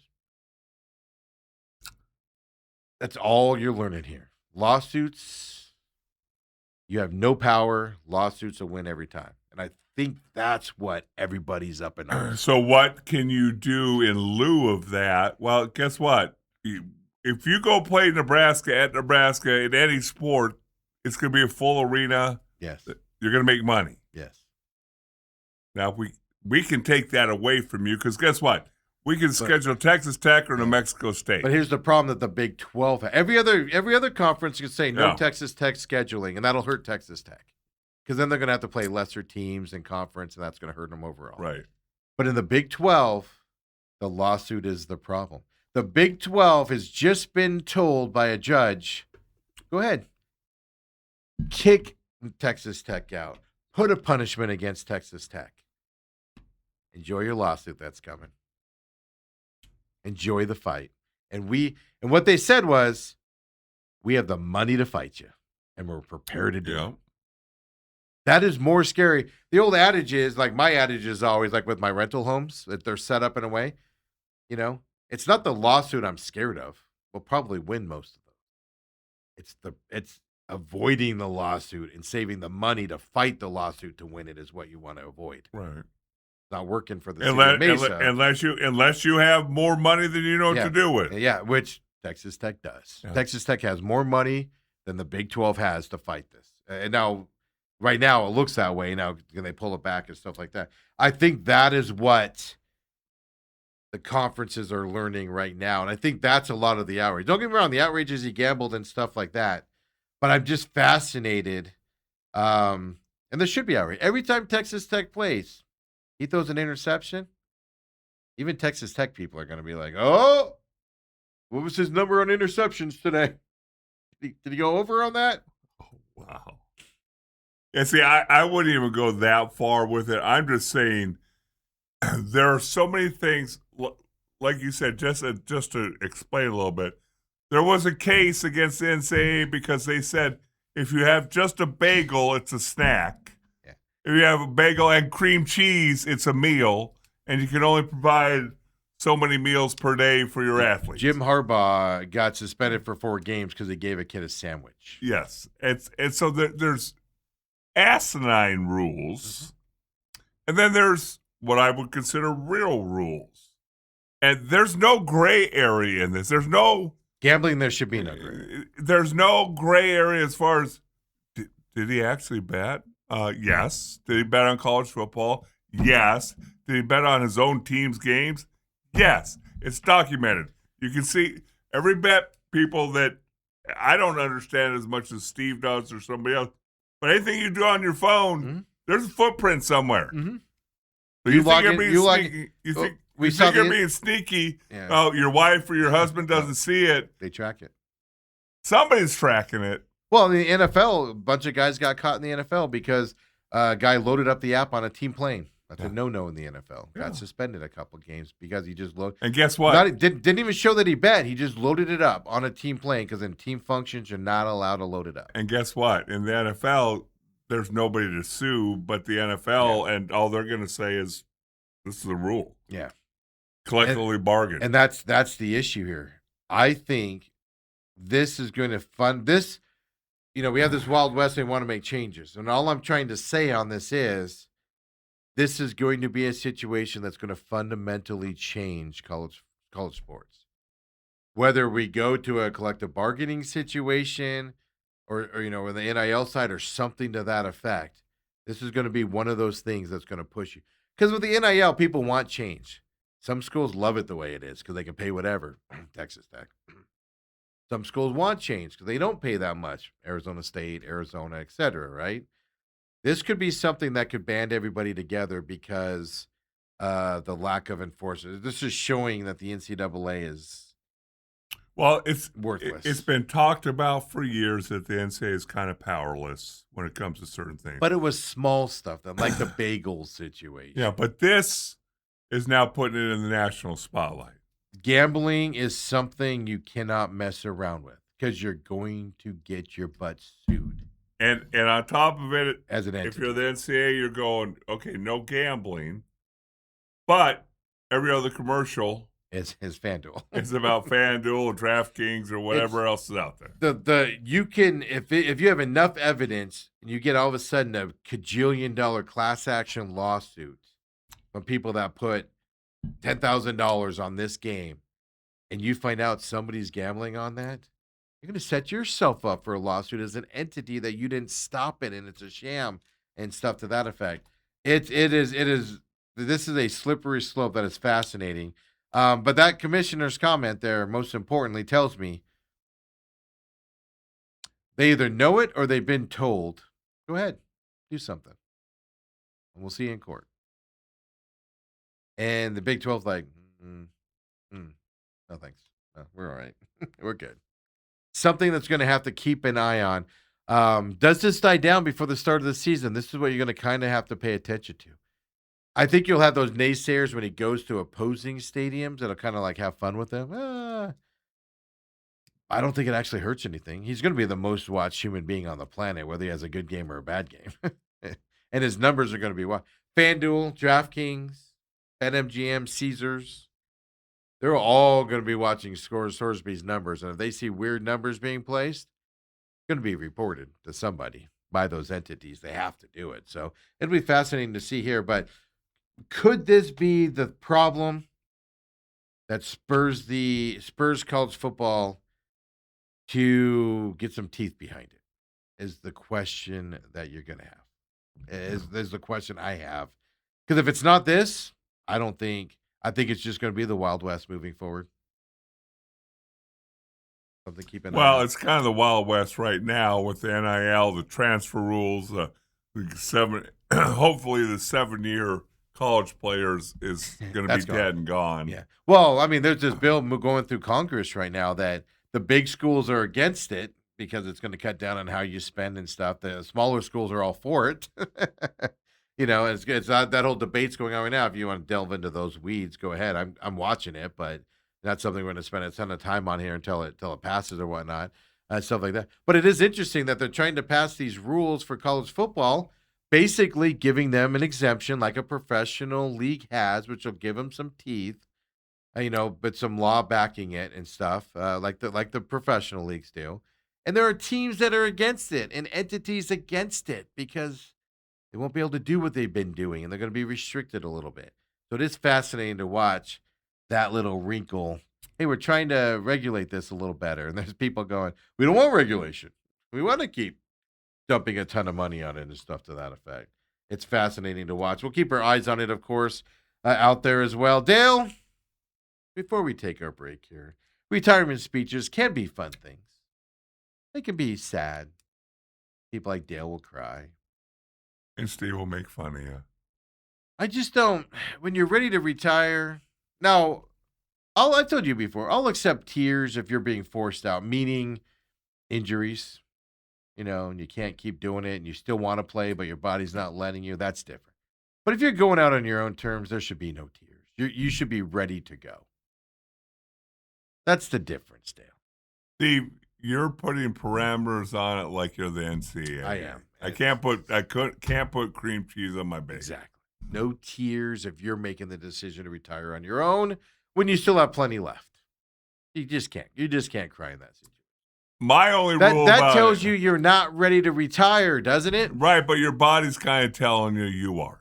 No, that situation I agree with. If you're having to retire because you just can't handle the breakdown and stuff, cry all you want because you're being forced out.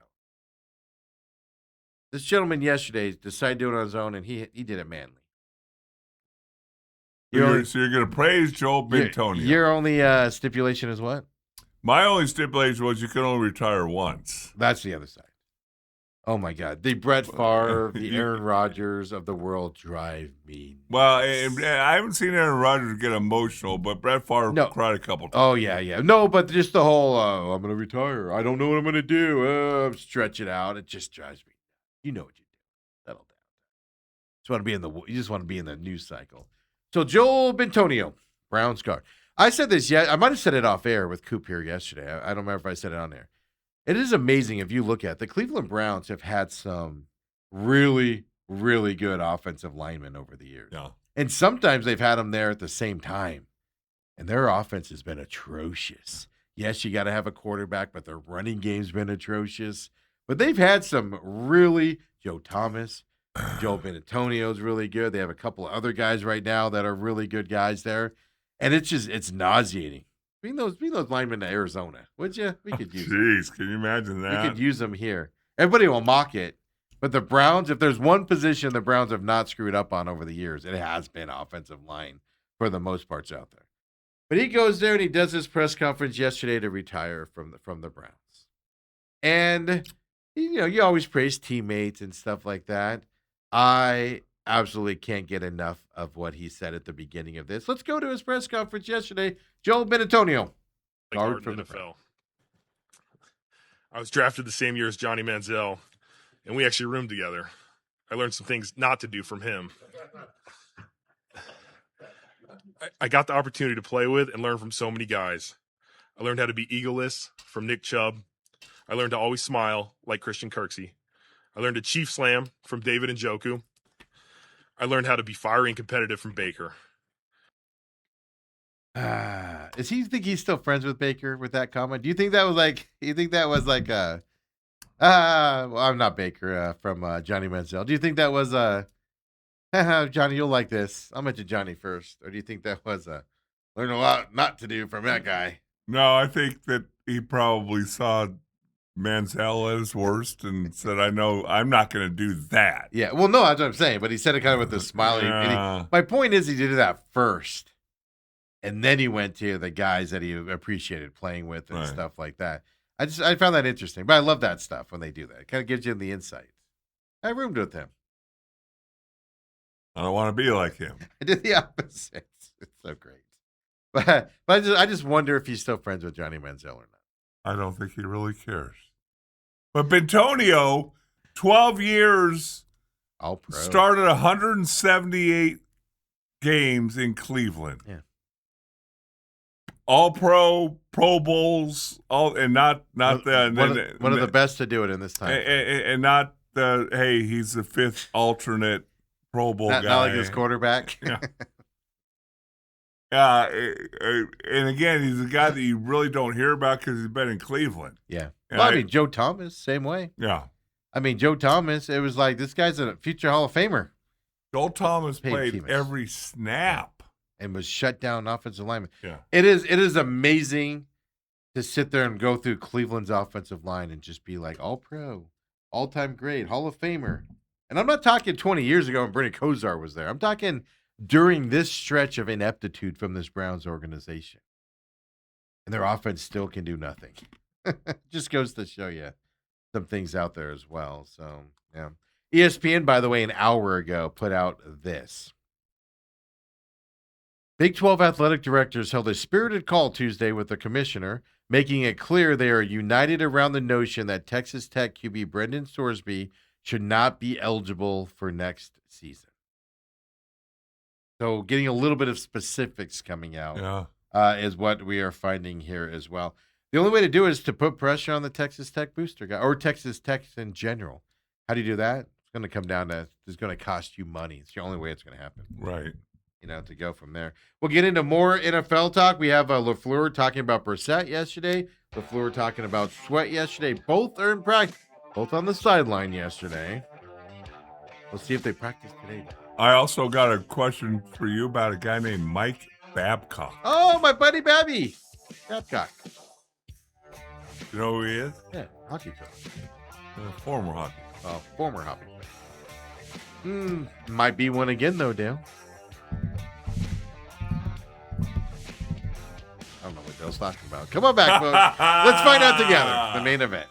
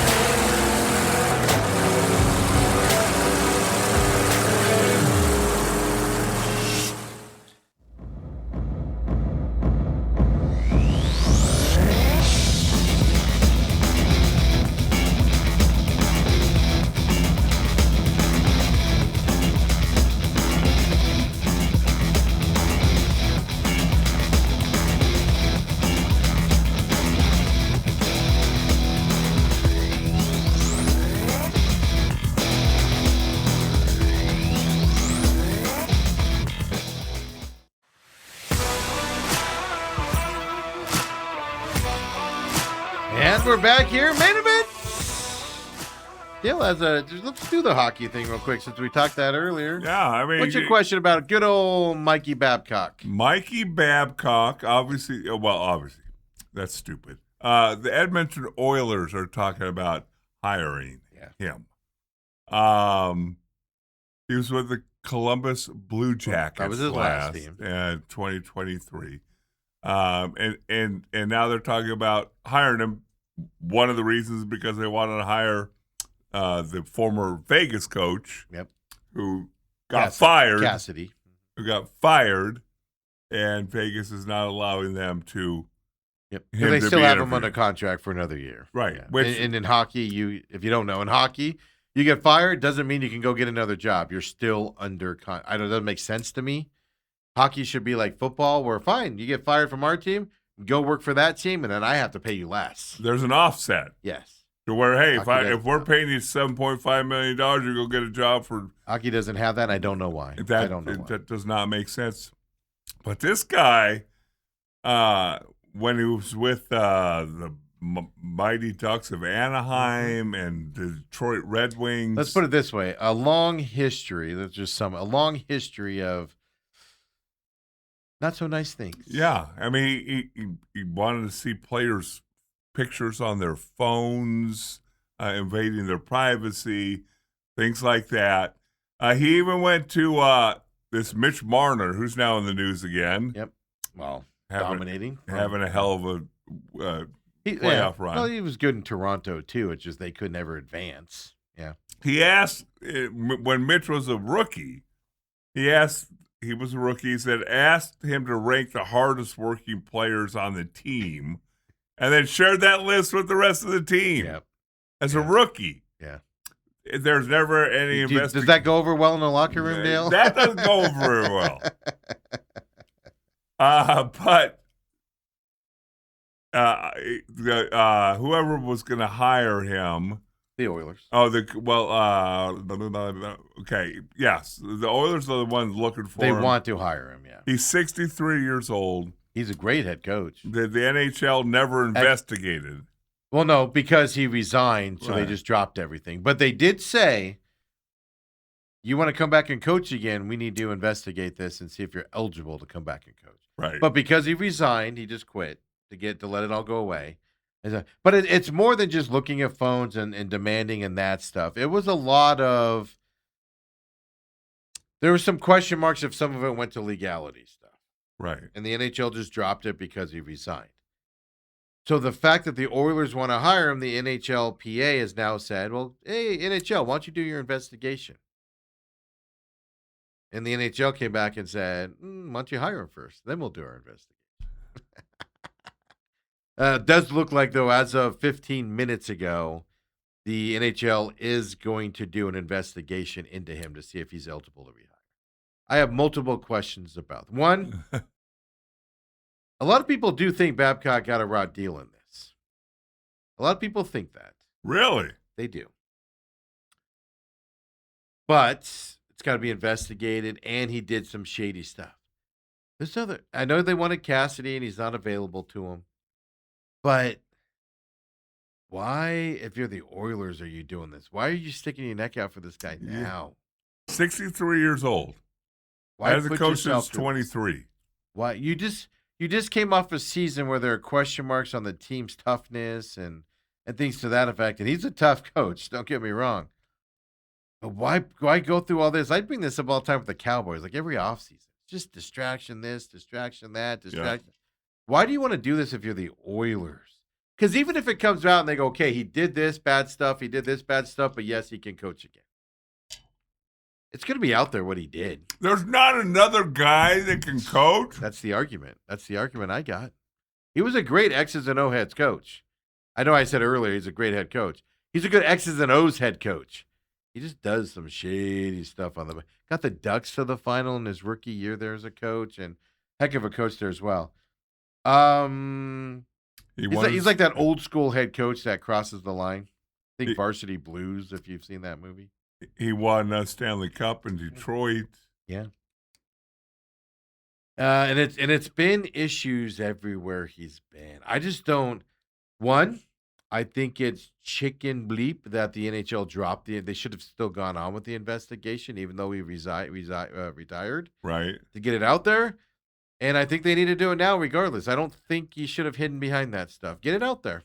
Let us know if he's able to coach again or not. Let us know what he did incorrectly as well. I don't like how they hide that stuff. No. It does bother me a little bit. But I don't understand. Now, if this was a team that sucks and they're terrible and you need a head coach to turn you around, it might be worth exploring this with him to get a tough, hard-nosed head coach in there. Because you're not getting a leader head coach if you're a bottom feeder. This might be your chance to take. Might be worth going through that process to see if he's eligible coach and that stuff. But when you're the Oilers, I don't get it. Why are you pushing that so hard? Yeah, that makes no sense. It's just fascinating. I saw the headline. I read the story. I'm like, what? But anyway. Yeah, I know. It baffles me beyond belief. He probably would have success in Edmonton at the beginning, to be honest with you, because he values possessions and defensive style of hockey, and he's not a bad choice for Edmonton. My point is why are you going all these? What's everybody going to talk about if you're able to hire the guy? Right. All of this stuff instead of looking. Yeah. By the way, he also failed in Toronto, which everybody does. I get it, but come on, get over yourself here. Going for that NFL stuff. Jacoby Brissett, Josh Sweat, both at camp. We knew that on Monday. Yesterday, though, they did not practice officially as well. Today, now, some comments were said on why they didn't practice. We know why Jacoby Brissett isn't practicing. They made other excuses, which kind of cracks me up a little bit. Hey. But with Josh Sweat specifically, they split it up. They said something a little bit different LaFleur did yesterday. So he said on Josh Sweat not practicing, if Josh could, he would. What does that mean, Dale? He finished the season, didn't he? He did. Okay. What does that mean? That means Jacoby Brissett, Josh Sweat wouldn't have been a voluntary OTA. They allow him to work out on his own. That mean he hasn't been working out on his own? Is there an injury? What do you mean if he could, he would? You mean to tell me he can't go out there and jog around a little bit? It's mandatory OTAs. Dale, what happens in mandatory OTAs? I mean, is it just a nonstop 8 hours of hard hitting? They're battling it out there in the heat. The sun's just beating down on them 104 yesterday. It's 6 hours, no water breaks. You're going to be men out there. Is that what happens in mandatory OTAs? I don't think you touch another person. You actually do, but But still, it's no shells. pads. It's Yeah. You wear protective things on your shoulders just in case you bump into somebody. No, So even if you come in out of shape, really? Can't go out there and go through the motions? well, but obviously that begets more questions of why the hell are you out of shape in That's June? when you're supposed to be working out. Yeah. I know, but so it's just saying that LaFleur said there isn't a situation with Sweat was how he phrased it, meaning does he want to be traded? There's a lot of consternation out there that he has to be traded after Gannon was fired and he doesn't want to be here type of stuff. But LaFleur said, this is the excuse he said on why he didn't practice yesterday. Does Sweat get on the field today is another question, right? Because they wanted to just see how he was because he hasn't been there. They hadn't seen him. Okay, so you're going to sit out the first day of practice. Okay, if you're in shape, get out there now and practice, right? So it'll be interesting to see. But LaFleur said the situation is, again, he hasn't practiced. I'm not going to put a guy out on the field that hasn't been out there to prep. That's what phase 1 and phase 2 are for, to get guys ready for phase 3. Josh has always done this. Josh has always had his own program. And he's not the first guy on any team I've been a part with that's been a part of that. Then he goes on to talk about other places he's been. They did allow him to work outside. But all of a sudden now he can't come in and run general drills because he hasn't been here, Dale. We can't throw him out to the wolves. Well, the veteran quote in this lineman. article from LaFleur. There's more, but yeah, go ahead. What do you got? They said he looks really good, though. Okay. There's a lot of lead up time to get out there in the practice. I don't care if you're a punter, Yes. a water boy, Yeah. or whatnot. If you haven't been playing football, you want to make sure you're doing the right part by those guys. What? Why does LaFleur always bring up punters? What? He did that previously as well. Oh, did he? I Yeah. did. I remember that. Like a few weeks ago, he's like, I don't care if you're the punter or this, you get treated this way. And you're like, all right, settle down, Tiger. No, this is my point. Isn't that concerning? If Josh Sweat's been working out on his own and everything, and he missed the first 2 phases, what? Hopefully he's LaFleur's the working player's out, coach. Doing pass rushes and Yeah. working against Explosion stuff and everything. And I get keeping him out the first day. Like, will he be out there today is another thing. Like, you want to just make sure he's in there. But they're making it sound like oh my dear God, I don't care what kind of shape he's in. He can't be out there. We got to protect him from He hasn't himself. put his hand on the ground, and he hasn't taken a step as a pass right. What? No, it's not anything to flip out about. It does make you. Here's the problem. Welcome to the Cardinals' way, folks. Doesn't it make you question what's wrong with Josh Sweat? That's the problem with it. It's not that he didn't practice. It's what they're saying makes you question. What do you mean he can't go out there and go through simple drills? Because you have to protect him because he hasn't been in practice. What? Dale, I could go out there right now, put my hand on the ground, and hit the freaking sleds. You wouldn't move it. No, I wouldn't move them, and I could only do it once before the ambulance would take me away. But I don't know. It's just you just sit back and you're like, what? It goes back to the not helping yourself. Just say, hey, Sweat's first day with the team in mandatory OTA, so we decided keep him on the sideline so we can get up to speed on what we've been practicing. Is that a bad thing to say, Dale? What do you mean you got to protect him from himself and all this other nonsense goobly-gook? What? Got to do right by our players. What this tells me, LaFleur's a players coach.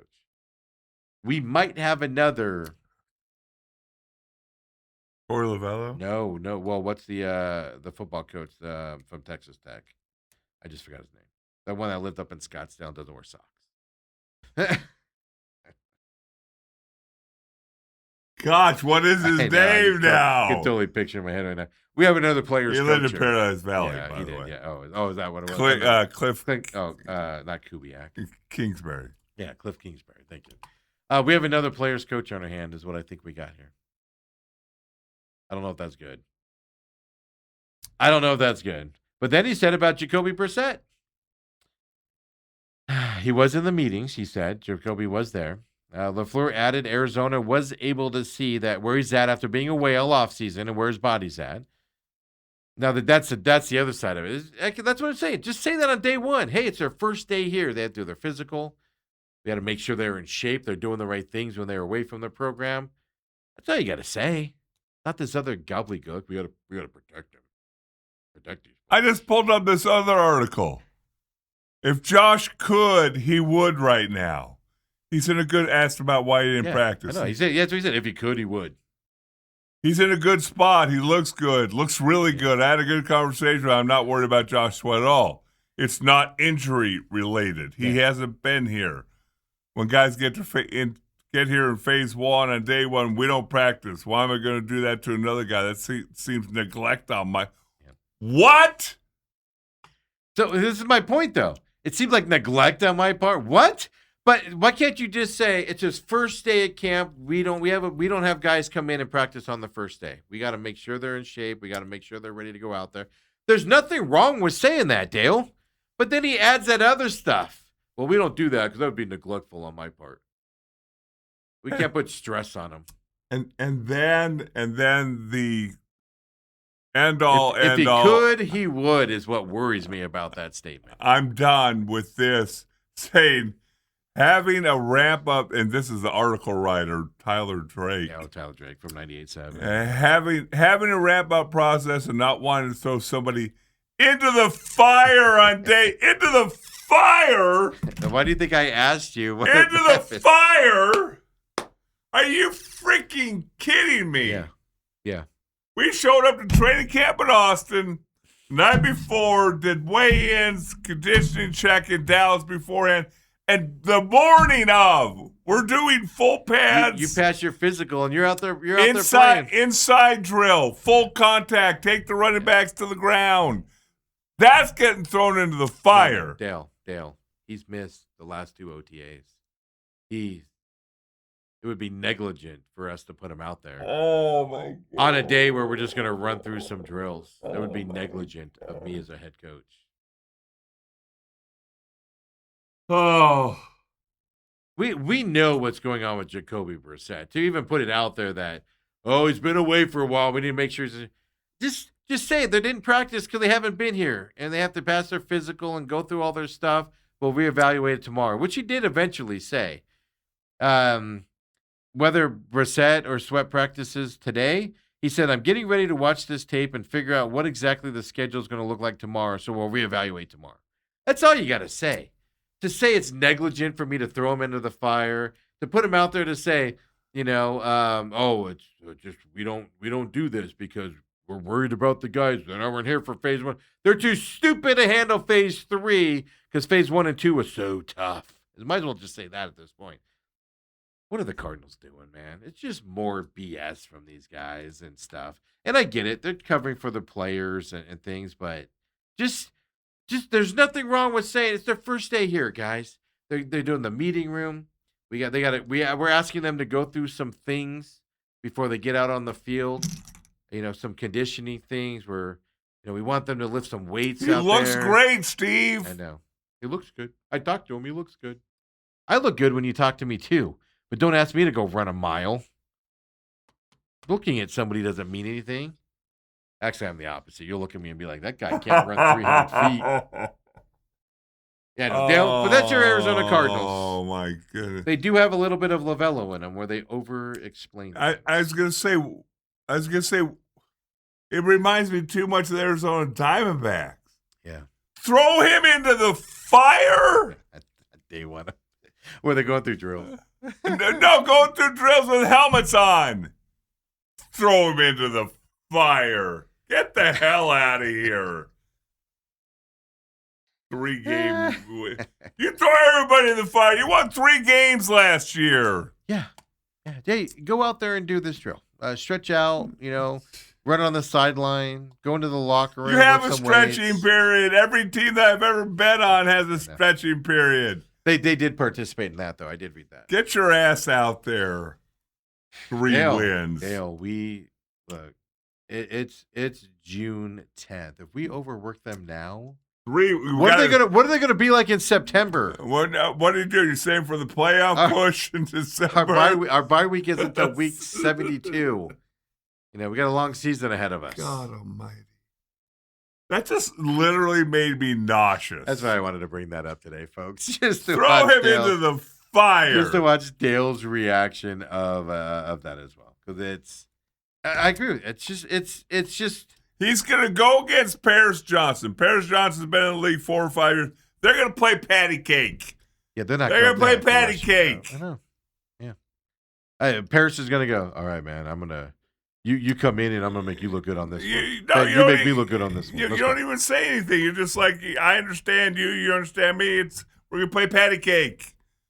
He's not going to go against the rookie offensive tackle thinking that he's going to make the team by blocking Josh Sweat in minicamp.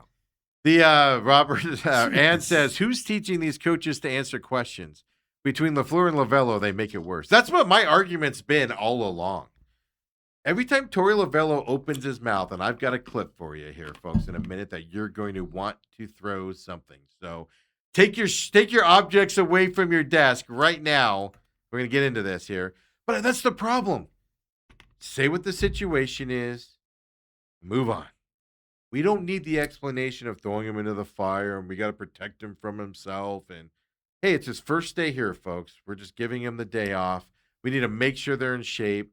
We need to make sure that they're ready to go out there. They understand what we're doing. It's their first time. Everybody else has been here, so everybody else is out there. There's nothing wrong with saying that. But then you got to add the other stuff, just like Torey. Oh, he's got the wind at his back the last couple of days. Got to set him. Just say he needs a day off. We determined he needs a day off. He's been working his butt off. It sucks that we're using Ohtani's day to do it. It's all on me. We're giving him today off so he can come back and be ready for the next 13-game stretch. Thanks, Coach. Instead, you get all the BS that makes it worse on top of it. Robert says it's a collectively bargain fire they won't throw him into. That's the thing. A soft, right, Dale? A soft, collectively bargain fire. So I'm not in any way comparing myself to Josh Sweat because I've never made as much money as he did, and I'm not as good as him. Or I was not as good as him. Would you have liked to have blocked him? You're like, no. I wouldn't have been in the league that long if I had to block him. This is a guy that went against Reggie White and those guys. I'm having some fun with you, Dale. Bruce, the Bills guy. Bruce Smith. I almost said Bruce. I almost said Bruce Adams. Had to catch myself. But Jimmy Johnson allowed me to come home in the offseason. He didn't allow many guys doing that. Oh, really? But what I made sure of was that I was in great shape when I returned. And if I'd have showed up, and again, I'm not comparing myself to Josh Sweat, I wasn't as good as him, but if anybody would have showed up and said, "Hey, Coach, I'm not going to participate." Yeah. Or you show up and you get on that scale and you're 300 pounds. Yeah, like, and they're come like, on. "But you've been doing there, Tubby." Oh, I don't think, here's the problem, though. I don't think Jacoby looked like he was in shape. He had a big sweater on, but Jacoby didn't look crazy. Josh Sweat, I'm imagining came in. This is what I don't get. Josh Sweat probably is in really good shape right now. Yeah. So why say all that other stuff? What are you doing? He could if he would. That just tells you there's something else going on besides Throw him into the he's out of fire. shape. It's just- The fire. Oh, the main event where we read through the lines. And Dale, you want to talk about the Diamondbacks losing yesterday? They're your Diamondbacks. 500 Diamondbacks. Robert says 17 years says he isn't as good as you. No. I would take his talent over mine. I tricked him for a few. I mean, it's impressive going 17 years. There's no doubt about that. But you also carved out a niche that most guys wouldn't be able to do, meaning long snapper. Oh, you're trying to... No, it's discredit impressive. me. No, you're saying, you were just that. I mean, I'm not calling you Tom Tupa that went from a quarterback to a punter to extend his career. And that would be insulting. But you brought him up. I can't be a quarterback anymore. I suck at that. Oh, you know what? I can punt. Just so everybody knows, back when I played, you could just be a long snapper like they are today. No, it's different. You had to play another position. But anyway, I know. I digress. I want to hear what Tori Lavello had to say. Before we get into that about Marte, because we'll end the show with the Marte talk. Oh, you're going to go negative. Well, it's that, or we have to talk about Gallen's problem. Brendan Frott needs to stretch out, figure out how to pitch better, and he's going to take Gallen's spot, man. What's going on with Gallen, dude? Tired of it. Well, a couple more outings like this before the trade deadline, That's and what I'm they're getting not at. going to get anything for him. No, who's going to trade for him? No. That's the issue. This isn't, he had a few good games, but now he's back on the slide again. What is it? A 5.4 ERA right now or something? 5.5 ERA, Yeah. going 4 1/3 innings. It's not even stretching it out. I'm one of those guys that's like, all right, you gave up 6 runs, but you went 6 innings. You fought through it, right? And you had some bad luck out there and stuff. That's one start. He just doesn't look like he's got it out there. That's the problem I got with him. So we could talk about that on days on end. At least we don't have to talk about Gallen for another 5 days as well. And just doing the math here, looks like we'll avoid Gallen for Father's Day. So I might get lucky there. We might see one of the good pitchers out there. Hey, Zach Gallen, can you return my call, please, by the way? Marte conversation. We knew it was coming. Tori's got to say something about it. My contend now, the fans out there are ripping all these other media people for bringing up nothing and blah, blah. My contention is I do not like how Marte does this stuff and plays soft and stuff like that. But he's one of the best talents in the world. Do I want to see him traded? No, I'd rather he not get traded. But we have to put up with this stuff out there. But my contention is, it doesn't matter what I think about Marte. It matters what his locker room and his team said. These stories keep coming out on him. There is somebody, at least one person, that doesn't like it. Otherwise, this story wouldn't come out there. You don't hear this about any other player on the team. It's one. There's a rift somewhere where somebody is going to the media to talk about it. This is my contention. Continually say what Tori's about to tell you here is bullshit. There's a rift. Dale, Kobe, you're going to have to crank this one up. It is a little bit quiet. Tori's just standing there talking to somebody. Tori Lavello yesterday on the Marte situation. A narrative that's slipping out from underneath us a little bit. And before it goes any further, I just want to address the Ketel Marte situation. I can I can wholeheartedly tell you that Cattell has been an unbelievable player for the Arizona Diamondbacks for a long period of time. There are days off that are needed. They're fairly scripted, and we ask for his input. When the athlete gives us input, we're going to listen. But there's this underlying theme that he's not a good teammate, and it's pulling at the fabric of the clubhouse chemistry, which is not true at all. That's something that I take pride in paying attention to, and I want to allow the players to be themselves, the best version of themselves. But this team is hungry. They're very directed, and they know how to handle that type of information.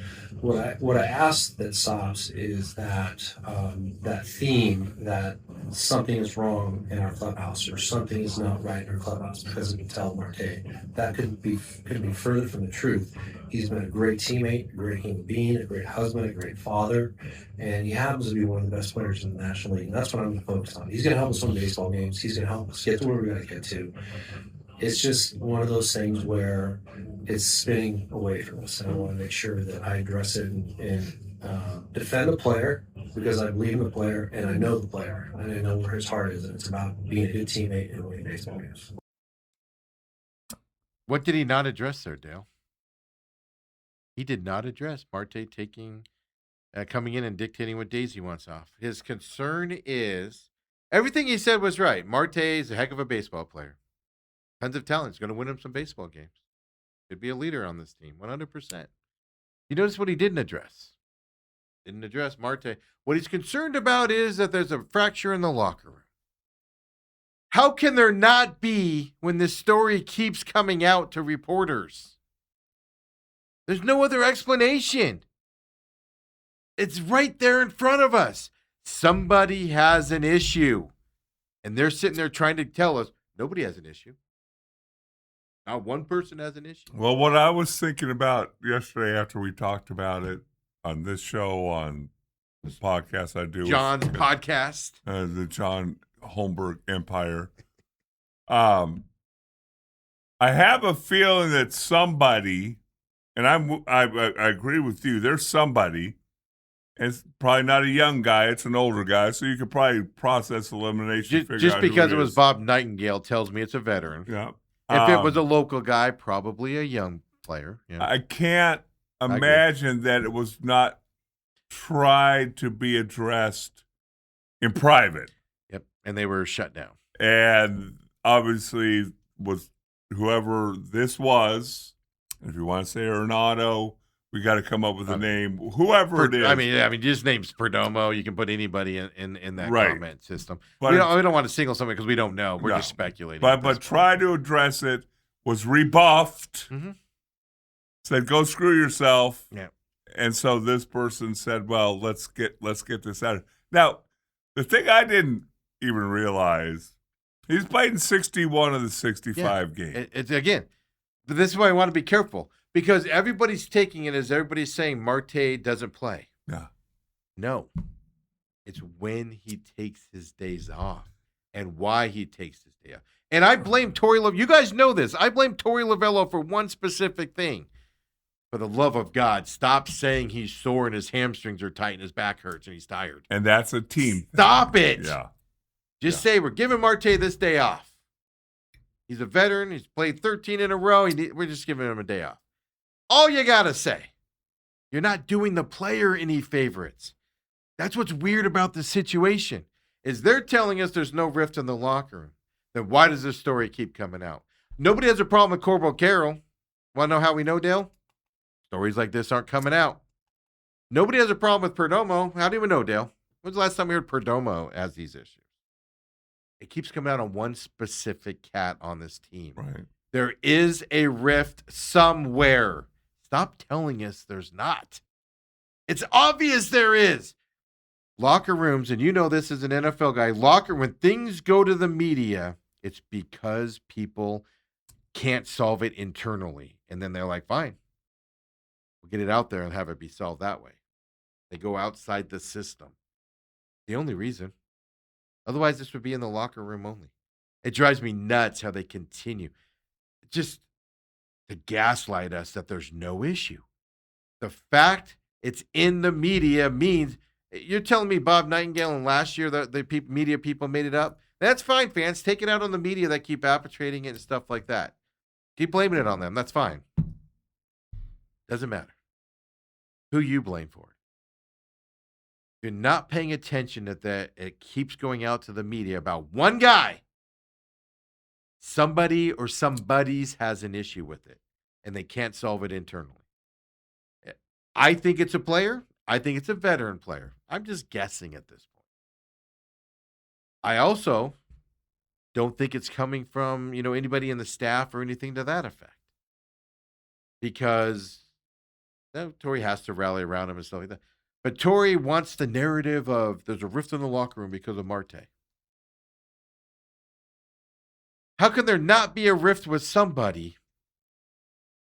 if it's out there? Robert said I always thought it was Naylor last year.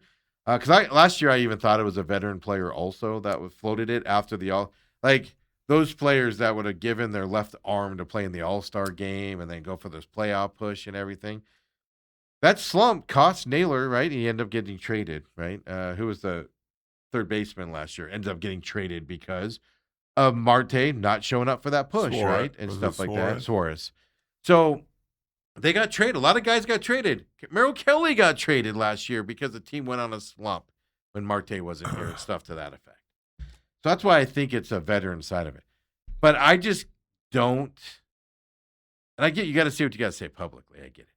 But I had no problem with what Torrey said other than there's no rift in this locker room. You can't keep saying that when the same story keeps being fed to somebody. You can't. That'd be like Dale if for the 9th time in a year in a row, every 6 months, a story comes out about what a piece of garbage you are and you cause problems around here. We keep that internal and we deal with that stuff internal. We don't put that out there. The second I hear somebody on the outside saying that, I'm going, we got a rift somewhere. I see it on your Twitter feed once a week. Oh, that's right. I am that source. I forgot. Supposed to be using my burner. I forget. Yeah. Come on, Kevin.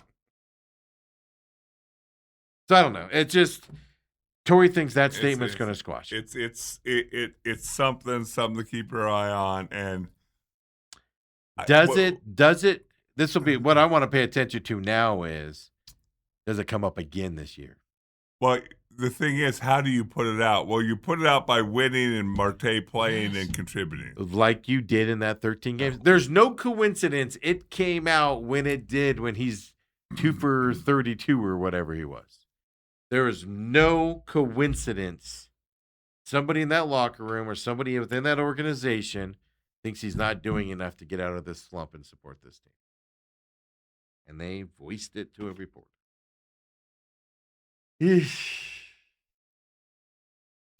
But I don't know, just all the fans that are just like, Marte needs to be here. I get it. You love Marte. I love Marte.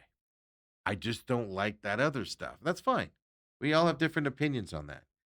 But if you can't sit back, if you're that big of a fan where you can't sit back and say something to this, because there seems it keeps like there's coming something out. there, yeah. And I'm trying to use a guy that was in an NFL locker room. You guys probably had disputes left and right in that Cowboys locker room. Remember, there's 53 of us. So you probably had a lot more of them. Yeah. Now, there wasn't social media back then and stuff, but this didn't go out on social. This went out the old-fashioned way. Yeah. One of you guys could have called one of those reporters. There are reporters in our locker room every day. And one of you could have just been out and been like, hey, meet me by the trash cans in 20 minutes. And then you go back there and, that reporter gives you guys your Coke supply, to get the locker room going for later on. And then I'm just kidding, Cowboys. Love you. Love you, Cowboys. Don't come after me. But that's how it goes. And then if it would have gotten out, it probably would have been addressed in the locker room of, we don't know who put this out there, but it stops now. Get your disagreements out there. Matter of fact, I would even go so far to say as if this reeked out of something I was working on, like around here, let's say something got out, which we have no dirt, folks, unfortunately. I hate to break it to you. We have no dirt here. But let's say something got out that none of us liked. I guarantee you we'd have a meeting in here and we'd be like, Voice it, people. If you're willing to go outside and talk, voice it here. Let's address it right here, and let's work through it. I guarantee. Why has there been a player meeting in the Diamondbacks locker room about this? The biggest thing you can do in a locker room is go outside the locker room. And somebody broke that code. You gotta have a team meeting about it, don't you? And address it. You know why you don't have a team meeting? Everybody agrees with it. Or you have a team meeting, and once you have a team meeting, then things tend to go awry if it can't be addressed quietly and quickly. You think it gets worse? Once Yeah, because then all of a sudden people start voicing, oh, yeah, Marte's a lazy son of a gun. We don't want, we need him to work harder. And all of a sudden Marte's like, I've been attacked. And then it goes sideways. Is that what you you're saying? don't see many Super Bowl world champion baseball or basketball teams having team meetings. Lift that rug up and just brush it. No, it's usually teams that are struggling. Yeah. I don't disagree. All right. You might be right on that. Folks, I don't know. Maybe this is the end. We need to stop talking about it. And Marte needs to be playing better and knock off that. But that's the thing. I want to be clear about this. My problem with Marte isn't he takes days off. Because that's what somebody said to me the other day. You only missed 3 games this year. It's not that he takes games off. It's that the second he took that game off against Ohtani, you went, dictating, doesn't want to go against Ohtani. Just like here we go with last year's stuff again. He's going to dictate when he doesn't want to go out there. That's a terrible way to live. Fix the image yourself, Marte. Go. Go, Tiger. All right, I don't get paid overtime here. Oh, you get paid? Let's see you tomorrow, everybody. So 8 to 10 o'clock. We'll see you tomorrow. Have a good one. Stay out of trouble. Stay cool. Uncle Lou's coming in tomorrow. He's just not coming in July, right? Yeah, he just texted me back and said July. So because he texted me earlier and said July 11th, and I'm like June 11th tomorrow. Uncle Lou will be here tomorrow. Now we has to be White House card this week. We got to talk about it. It might be. He was excited about it last week. They might be UFCing in the rain. Let's see you tomorrow, everyone. Have a great night.